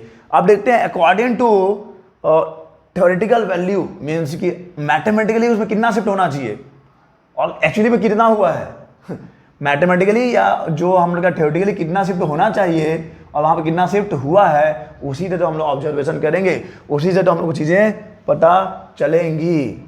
चलिए, तो ये तो क्लियर है कि दोनों ही पार्ट डिफरेंस में डिफरेंस है, और जब पार्ट डिफरेंस में डिफरेंस है मेरे भाई, तो वहाँ पे क्या होना चाहिए? जो इंटरफेरेंस पैटर्न बनेगा, जो फ्रिंजेस बनेंगी, उनमें भी कुछ चेंजेस होना चाहिए। तो चलिए देख लेते हैं कि कितना होना चाहिए, कितना डिस्प्लेसमेंट होना चाहिए, फ्रिंज में कितना डिस्प्लेसमेंट होना चाहिए। तो कितना हो जाएगा?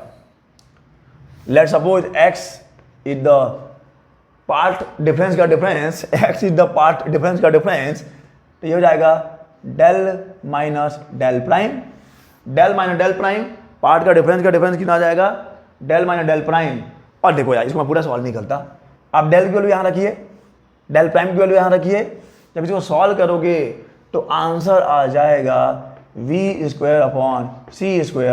L1 plus L2। x is equal to v²/c² L1 plus L2। What is x?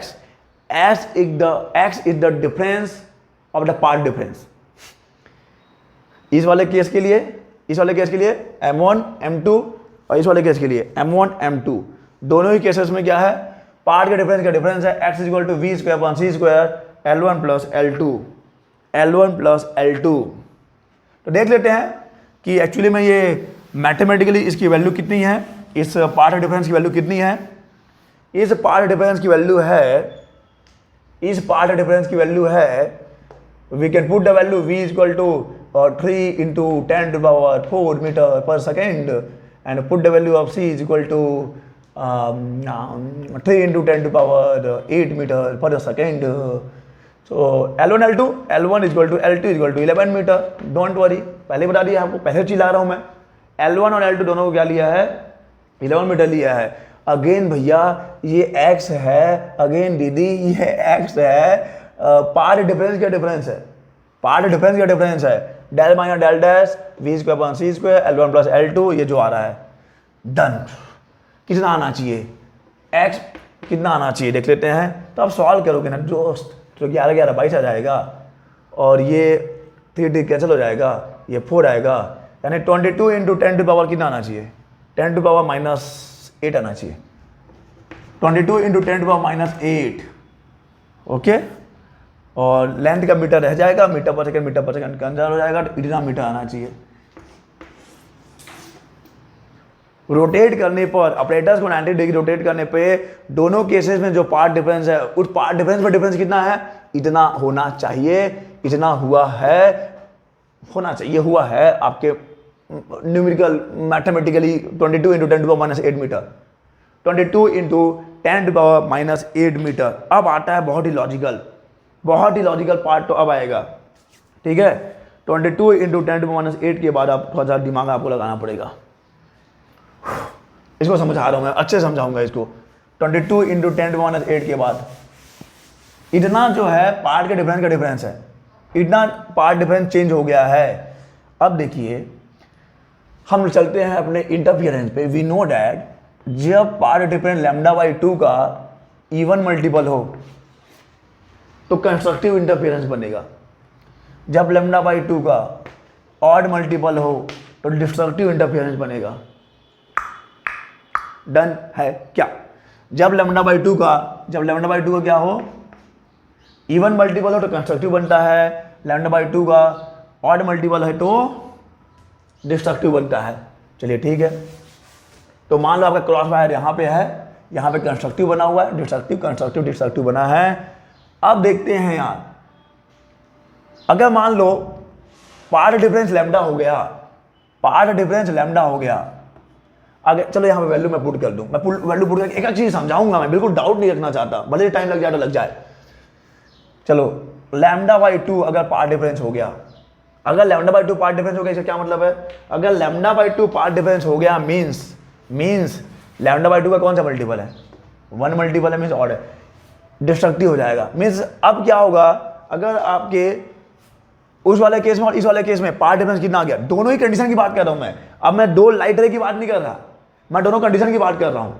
कौन सा, जो डेल आया है और जो डेल प्राइम आया है, डेल और डेल प्राइम का डिफरेंस अगर मान लीजिए λ/2 हो जाता है, डेल और डेल प्राइम का डिफरेंस अगर मान लीजिए λ/2 हो जाता है, तो क्या होगा, तो आपका जो फ्रिंज है कितना शिफ्ट हो जाएगा, तो आपका फ्रिंज शिफ्ट होता है, जहां पे कंस्ट्रक्टिव है वहां पे डिस्ट्रक्टिव हो जाएगा, पर जहां पे डिस्ट्रक्टिव वहां पे कंस्ट्रक्टिव हो जाएगा। ये पहले केस के लिए था, सेकंड केस में ये यहां पे आ जाएगा, यानी कि अब यहां पे बनेगा कंस्ट्रक्टिव, जहां पे डिस्ट्रक्टिव है वहां पे कंस्ट्रक्टिव, जहां पे कंस्ट्रक्टिव है वहां पे डिस्ट्रक्टिव। ठीक है, अब देखो क्या आपका क्रॉस वायर कहां पे आ गया, यहां पे आ गया, कमाल है। यही तो ऑब्जर्वेशन करनी थी उनको, यही तो दिखना चाहिए था, यही तो दिखना चाहिए था, मैं बोल रहा हूं दिखना चाहिए था। λ/2 का अगर होता है पार्ट डिफरेंस, दोनों ही में अगर इतना डिफरेंस होता तो ऐसा देखने को मिलता, जहां पे कंस्ट्रक्टिव था क्रॉस वायर कंस्ट्रक्टिव पे था तो डिस्ट्रक्टिव पे आ जाता, खिसक जाता इतना। ठीक है, ठीक है, ठीक है। लेकिन अगर मान लीजिए पार्ट डिफरेंस लैम्डा का हो जाता है डेल और डेल डैश में, उस डेल और इस डेल डैश में मान लीजिए पार्ट दोनों में डिफरेंस कितना आ गया, अगर लैम्डा का आ जाता है तो क्या मिलेगा आपको, तो अगेन क्या मिलेगा आपको भैया, अगेन जहां पे कंस्ट्रक्टिव था वहां पे कंस्ट्रक्टिव ही मिलेगा, जहां पे डिस्ट्रक्टिव था वहां पे डिस्ट्रक्टिव मिलेगा, कंस्ट्रक्टिव की जगह कंस्ट्रक्टिव की जगह कंस्ट्रक्टिव। लेकिन ऐसा नहीं है कि जो जहां था वही है। मान लीजिए कि आपका ये ब्राइट फ्रिंज नंबर 2 है, तो ये 2 आगे या तो इधर खिसक गया या तो इधर खिसक गया है। अब ये 2 नहीं होगा, 2 तो या तो इधर होगा, तो 2 या तो इधर होगा, यानी कि कोई और ही 2 के बाद जो भी आएगा 3 मान लो, ये 3 वाला होगा। क्लियर है क्या, ये मीन्स आपका फ्रिंज एक शिफ्ट हो गया है, एक फ्रिंज आपका फ्रिंज में एक की शिफ्टिंग हो गई है, एक फ्रिंज पूरा टोटली शिफ्ट हो गया है। अगर लैम्डा का अगर वहां पे डिफरेंस होता है तो, लेकिन यहां पे लैम्डा का डिफरेंस थोड़ी है, यहां पे लैम्डा का डिफरेंस थोड़ी है, यहां पे कितने का डिफरेंस है मेरे भाई, यहाँ पे डिफरेंस है कितने का, यहाँ पे डिफरेंस है इतने का। तो अब हम लोग लगाएंगे थोड़ा सा यूनिटरी मेथड, एलिमेंट्री मेथड, जो भी है, आप एकांकी ओकांकी चूकी फूकी वाला।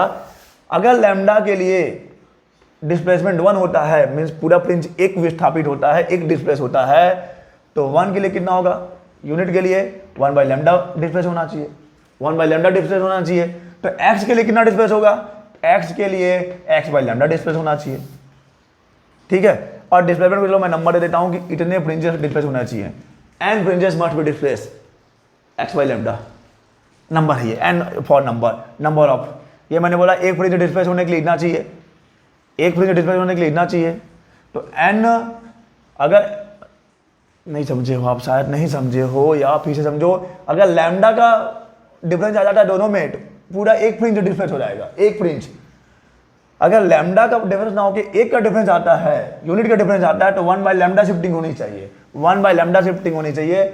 और अगर x का डिफरेंस आया है, जो कि आया है थ्योरेटिकली, x का डिफरेंस आया है, तो वहां पे कितना का शिफ्टिंग होना चाहिए, तो वहां पे x बाई लैम्डा की शिफ्टिंग होनी चाहिए, x का इंटू कर देते हैं ना, तो इतनी की शिफ्टिंग होनी चाहिए। और जब इसको वैल्यू रख के सॉल्व करोगे, हम लोग लैम्डा क्या लें, हम लोग मीन रे ले लेते हैं, हम लोग माध्य किरण ले लेते हैं, हम लोग येलो लाइट ले लेते हैं, येलो लाइट के लिए देख लेते हैं, तो क्या हो जाएगा, x की वैल्यू है 22 इंटू 10⁻⁸ मीटर, और इसके लिए जो है 550 नैनोमीटर होता है इसका wavelength for yellow colour. Mean रे उसी को बोलते हैं, उसका जो वेवलेंथ है ऑलमोस्ट बीच में होता है, बिग ब्यूअर वाला जो सीरीज बनेगा 550 नैनोमीटर। इसको कन्वर्ट कर लो मीटर में, कितना होगा, ये हो जाएगा नैनोमीटर मीन्स 10⁻⁹ हो जाएगा ना, तो -9 सॉरी, तो 8 रख लेता हूँ, -8 कर लेता हूँ, और 1 ला के डिवाइड कर लेता हूँ, दिमाग तो क्या ही कहता है। तो ये 55 पॉइंट कितना बन जाएगा, that will be 55.0 into 10⁻⁸ metre, metre cancel, ये कैंसिल। इसको सॉल्व करोगे तो आपको मिलेगा 0.4 के आसपास, 0.4 के आसपास। यानी कि यार अगर देखा जाए तो ये कितना शिफ्ट होना चाहिए, ये क्रॉस वायर 0.44 खिसक जाना चाहिए, इधर आ जाना चाहिए। जब सेकंड बारी देखेंगे तो पहली बारी में यहाँ दिखा था, सेकंड बारी में यहाँ दिखना चाहिए क्रॉस वायर, अपने को फ्रिंज शिफ्ट हो जाना चाहिए, 0.4 की वहाँ पे डिस्प्लेसमेंट होनी चाहिए। थ्योरेटिकली तो यही है, जब हम लोग एक्सपेरिमेंट कर रहे हैं, अगर अलग अलग होता है ऐसे, इधर अलग, तो इतनी शिफ्टिंग होनी चाहिए थी। लेकिन अब आता है सबसे इंटरेस्टिंग पॉइंट कि भाई प्रयोग को बार बार, कई बार, हर हालात में, हर मौसम में, अर्थ के हर पोजीशन यानी हर महीने में घुमा फिरा के किया गया, तो कोई चेंजेस नहीं देखने को मिला। मीन फ्रिंज में कोई डिस्प्लेसमेंट नहीं है, फ्रिंज का जो पैटर्न है वही बनता है, एकदम माइनर, जो कि नेग्लिजिबल है, जिसको हो सकता है उन्होंने ऑब्जर्व ना कर पाए हो उस समय की जो एक्यूरेसी, उस समय का जो प्रिसीजन था उनके डिवाइस का। तो नेग्लिजिबल चेंज मीन्स कि हर हालात में, हर कंडीशन में उनका जो इंटरफेरेंस पैटर्न क्या बन रहा है, सेम बन रहा है। और सेम बन रहा है मीन्स क्या, मीन्स लाइट को, अभी मैं कंक्लूजन पे नहीं जाना चाह रहा हूं, सेम बन रहा है। अभी इधर समझो कि दोनों ही कंडीशन में, अरे दोनों नहीं, जितना भी बार किया प्रयोग को, जिस भी मौसम में किया, जिस भी महीने में किया, इंटरफेरेंस में कोई चेंज नहीं है, घुमा लो फिरा लो कुछ भी फर्क नहीं पड़ रहा। इसका क्या मतलब है, इसका मतलब है यार कि ये जो x = v² है, ये L1 + L2 है, ये ना कहानी मात्र भर है, कोई वहाँ पे अलग अलग नहीं है। अब देखो, तो इसके पीछे भी कंक्लूजन दे दिए भाई लोग। हो सकता है डिस्प्लेसमेंट इसलिए ना हो रहा हो कि चांसेस, हर क्या बोलना चाहिए, हर बात पे नज़र रखनी पड़ेगी, हर मुद्दे को अहमियत देनी पड़ेगी। सर यहाँ पे मान लो कि आपने यहाँ पर मेजरमेंट किया, तो लाइट भी उसी डायरेक्शन में है, लाइट का भी उसी डायरेक्शन में है, और आप भी उसी डायरेक्शन में हो, ठीक है, ठीक है। लेकिन हो सकता है ना मेरे भाई, क्या हो सकता है कि आपका जो वेलोसिटी है, वेलोसिटी ऑफ अर्थ, हो सकता है जिसको आपने रेस्ट माना है वो रेस्ट में नहीं है, वो आपका एब्सोल्यूट फ्रेम यानी ईथर भी उसी डायरेक्शन में VAB से चल रहा हो। हो सकता है ना, आपने बोला रेस्ट में है, मान लो रेस्ट में नहीं है, रेस्ट में नहीं है तो क्या होगा, ether will also moving in the same direction with the same velocity, यानी अर्थ का वेलोसिटी और उसका वेलोसिटी दोनों का सेम है। जब मेरा वेलोसिटी और मेरे बगल वाले का वेलोसिटी सेम है तो हम दोनों का रिलेटिव वेलोसिटी आ जाएगा, जीरो आ जाएगा, और हम लोग अर्थ के वेलोसिटी को उस एब्सोल्यूट फ्रेम के रिस्पेक्ट में ही तो देख रहे हैं।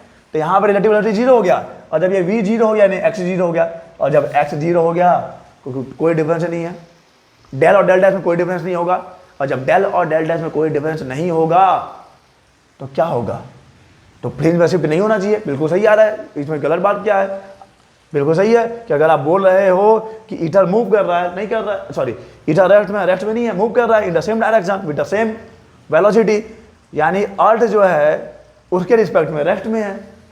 यही बोलना चाह रहे हैं ना हम लोग कि अर्थ जो है उस ईथर के रिस्पेक्ट में रेस्ट में है। दोनों का मतलब एक ही है, दोनों सेम वेलोसिटी से मूव कर रहे हैं।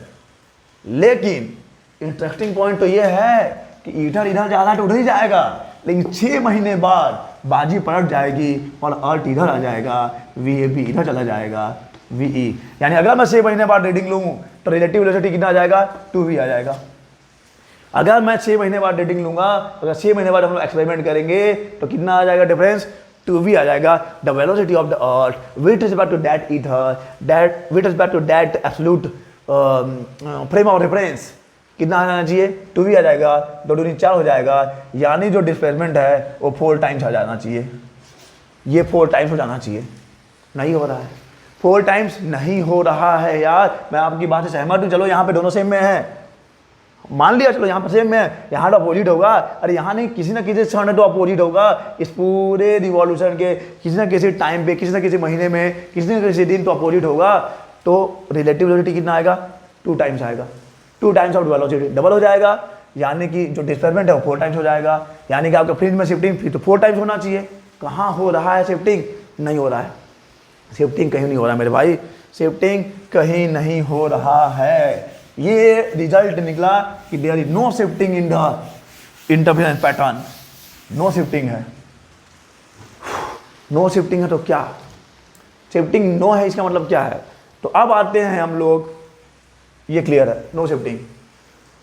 तो अब हम लोग आ जाते हैं negative results of, negative results क्यों बोले, नेगेटिव रिजल्ट बोलते हैं, negative result RESULT, result of Michelson Morley, Michelson, अरे ऊपर लिखा हुआ है समझ जाओ, कि negative result of Michelson Morley's experiment.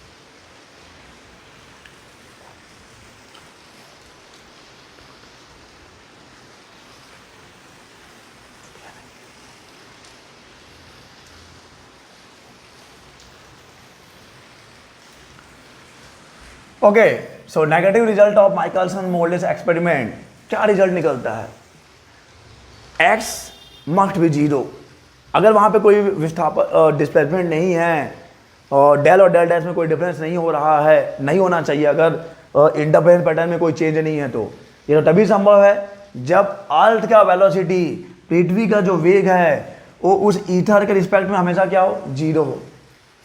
क्या होगा, अरे यार फॉर्मूला यही है ना, x equal to v square upon C square. Conclusion निकालना सीखो मेरे भाई, साइंटिस्ट यही करते हैं, वैज्ञानिक बनोगे एक दिन, कॉन्क्लूजन निकालना सीखिए। x 0 होगा तभी वहाँ पे विस्थापन नहीं होगा, तभी वहाँ पे डिस्प्लेसमेंट नहीं होगा, और x 0 तब होगा, c तो 0 है नहीं, तो मूव कर ही रहा है, v विल बी 0, यानी कि ये एक्सपेरिमेंट ये बता रहा है कि अर्थ का जो वेलोसिटी है, अर्थ का जो वेलोसिटी है वो उस ईथर फ्रेम जिसको आपने एब्सोल्यूट फ्रेम ऑफ रेफरेंस माना है उसके रिस्पेक्ट में हमेशा 0 है। हम लोग 0 हैं, भाई हम लोग 0 हैं, अबे हम लोग भाग रहे हैं 30 किलोमीटर पर सेकेंड से, 30 किलोमीटर पर सेकंड से भाग रहे हैं, तो ये बात तो सही नहीं हो सकती, ये बात सही नहीं हो सकती। तो दूसरा बात क्या है, ये हो सकता है कि जो सी का स्पीड है, मीन्स सी स्पीड है, लाइट का स्पीड है, ये ना किसी भी इनर्शियल फ्रेम ऑफ रेफरेंस पर डिपेंड नहीं करता। इट मीन सी जो है ऊपर नीचे आगे पीछे सब जगह सेम होता है, इररिस्पेक्टिव कि ऑब्जर्वर रेस्ट में है, ऑब्जर्वर मूव कर रहा है, किस फ्रेम ऑफ रेफरेंस से उसको ऑब्जर्व कर रहे हो, किस फ्रेम ऑफ रेफरेंस से ऑब्जर्व नहीं कर रहे हो। यानी कि लाइट का स्पीड जो है, पहली पॉसिबिलिटी तो डिसरिगार्ड, वो तो संभव ही नहीं है। ये संभव हो सकता है कि लाइट की स्पीड जो है सभी इनर्शियल फ्रेम ऑफ रेफरेंस के लिए क्या होती है, सेम होती है। लाइट की स्पीड सभी इनर्शियल फ्रेम ऑफ रेफरेंस में सेम होती है। इस बात से बिल्कुल भी फर्क नहीं पड़ेगा कि ऑब्जर्वर रेस्ट में है, कि ऑब्जर्वर मोशन में है, कि आपका फ्रेम रेस्ट में है, सोर्स रेस्ट में है, कि ऑब्जर्वर रेस्ट में है, डजंट मैटर। ओके, तो ये हम लोग का कंक्लूजन आया है और यहीं से तो बुनियाद पड़ेगा, यही तो न्यू है स्पेशल थ्योरी ऑफ रिलेटिविटी का, यही तो बेस है स्पेशल थ्योरी ऑफ रिलेटिविटी का। तो क्या बोल रहा है, यही तो नेगेटिव रिजल्ट है। नेगेटिव रिजल्ट अभी बताया नहीं मैंने, वैसे अभी ये बता दिया है कि सी जो है speed of light is same for all the inertial frame of reference, doesn't matter कि सोर्स रेस्ट में है, सोर्स मोशन में है, किस फ्रेम ऑफ रेफरेंस से देख रहे हो, ऑब्जर्वर रेस्ट में है कि ऑब्जर्वर मोशन में है। यानी कि जो ईथर वाली थ्योरी है ना यार, दैट इज टोटली कल्पना मात्र, केवल इमेजिनेशन है। ये जो ईथर का जो एग्जिस्टेंस है बिल्कुल भी वेरीफाई यहाँ पे नहीं होता है। यानी ईथर के हम लोग एग्जिस्टेंस को, ईथर के अस्तित्व को हम लोग नकार देते हैं। तो इसीलिए तो इसको नेगेटिव रिजल्ट बोल रहे हैं। प्रयोग किया था ताकि पता लगाएंगे कि है, प्रयोग किया था कि चलो पता लगाएंगे कि है, रिजल्ट क्या आया, नहीं आया, रिजल्ट आया नहीं है। That's why it is the negative result of Michelson Morley experiment. इसको ये जो x equal to v square c square plus L1 plus L2 है, देखो इस चीज़ को समझाने के लिए भी ना एक दो थ्योरी आई, मतलब होंगे ईथर के सपोर्टर भी थे, नहीं यार होना चाहिए होना चाहिए। तो एक फिट्जराल्ड करके साइंटिस्ट थे, क्या नाम था उनका एक्चुअली में, फिट्जराल्ड। फिट्जराल्ड ने ये बोला कि जब कोई ऑब्जेक्ट ना मूव करता है, ऑब्जेक्ट मूव करता है ना भाई, तो लैंड मोशन के डायरेक्शन में उसका लेंथ कॉन्ट्रैक्ट हो जाता है, मोशन के डायरेक्शन में उसका लेंथ कॉन्ट्रैक्ट हो जाएगा by the amount root over 1 by the amount 1 minus we square c square. It means L will be L nought root over 1 minus we square c square. अरे यार v square upon सी square, v square upon सी square. जब body rest में तो उसका length L not होगा, लेकिन जब body motion में होगा ना जी, तो मोशन के डायरेक्शन में उसका लेंथ इस अमाउंट से क्या हो जाएगा, कॉन्ट्रैक्ट हो जाएगा। लेकिन परपेंडिकुलर डायरेक्शन में, मोशन के परपेंडिकुलर डायरेक्शन में लेंथ कॉन्ट्रैक्ट नहीं होता। ये भी एक हाइपोथेसिस दिया, लेकिन बहुत सारे संभावनाओं, बहुत सारे थ्योरीज, बहुत सारे जितने भी डायमेंशन है सबको नज़र रखा गया, लेकिन ईथर के एग्जिस्टेंस को हम लोग वेरीफाई नहीं कर पाए। और 1920 में माइकलसन ने और भी एडवांस लेवल पे मीन्स एक्सपेरिमेंट किया, मिला कुछ नहीं, मिला कुछ नहीं। तो यही है, बस इतना ही है कि नहीं मिला यार, ठीक है। तो चलिए, तो इतना बहुत है, बहुत ज़्यादा टाइम हो गया है, बहुत ज़्यादा टाइम हो गया है, और लगभग 2 घंटे हो गए हैं क्या, नहीं मालूम, तो ठीक है। तो चलिए यार, डायरेक्ट हमको आप अलविदा बोलेंगे। बहुत इंपॉर्टेंट टॉपिक है, बहुत इंपॉर्टेंट टॉपिक है, याद रखना आपके एग्जाम के पॉइंट ऑफ व्यू से। हम लोग मिलेंगे आपको नेक्स्ट लेक्चर।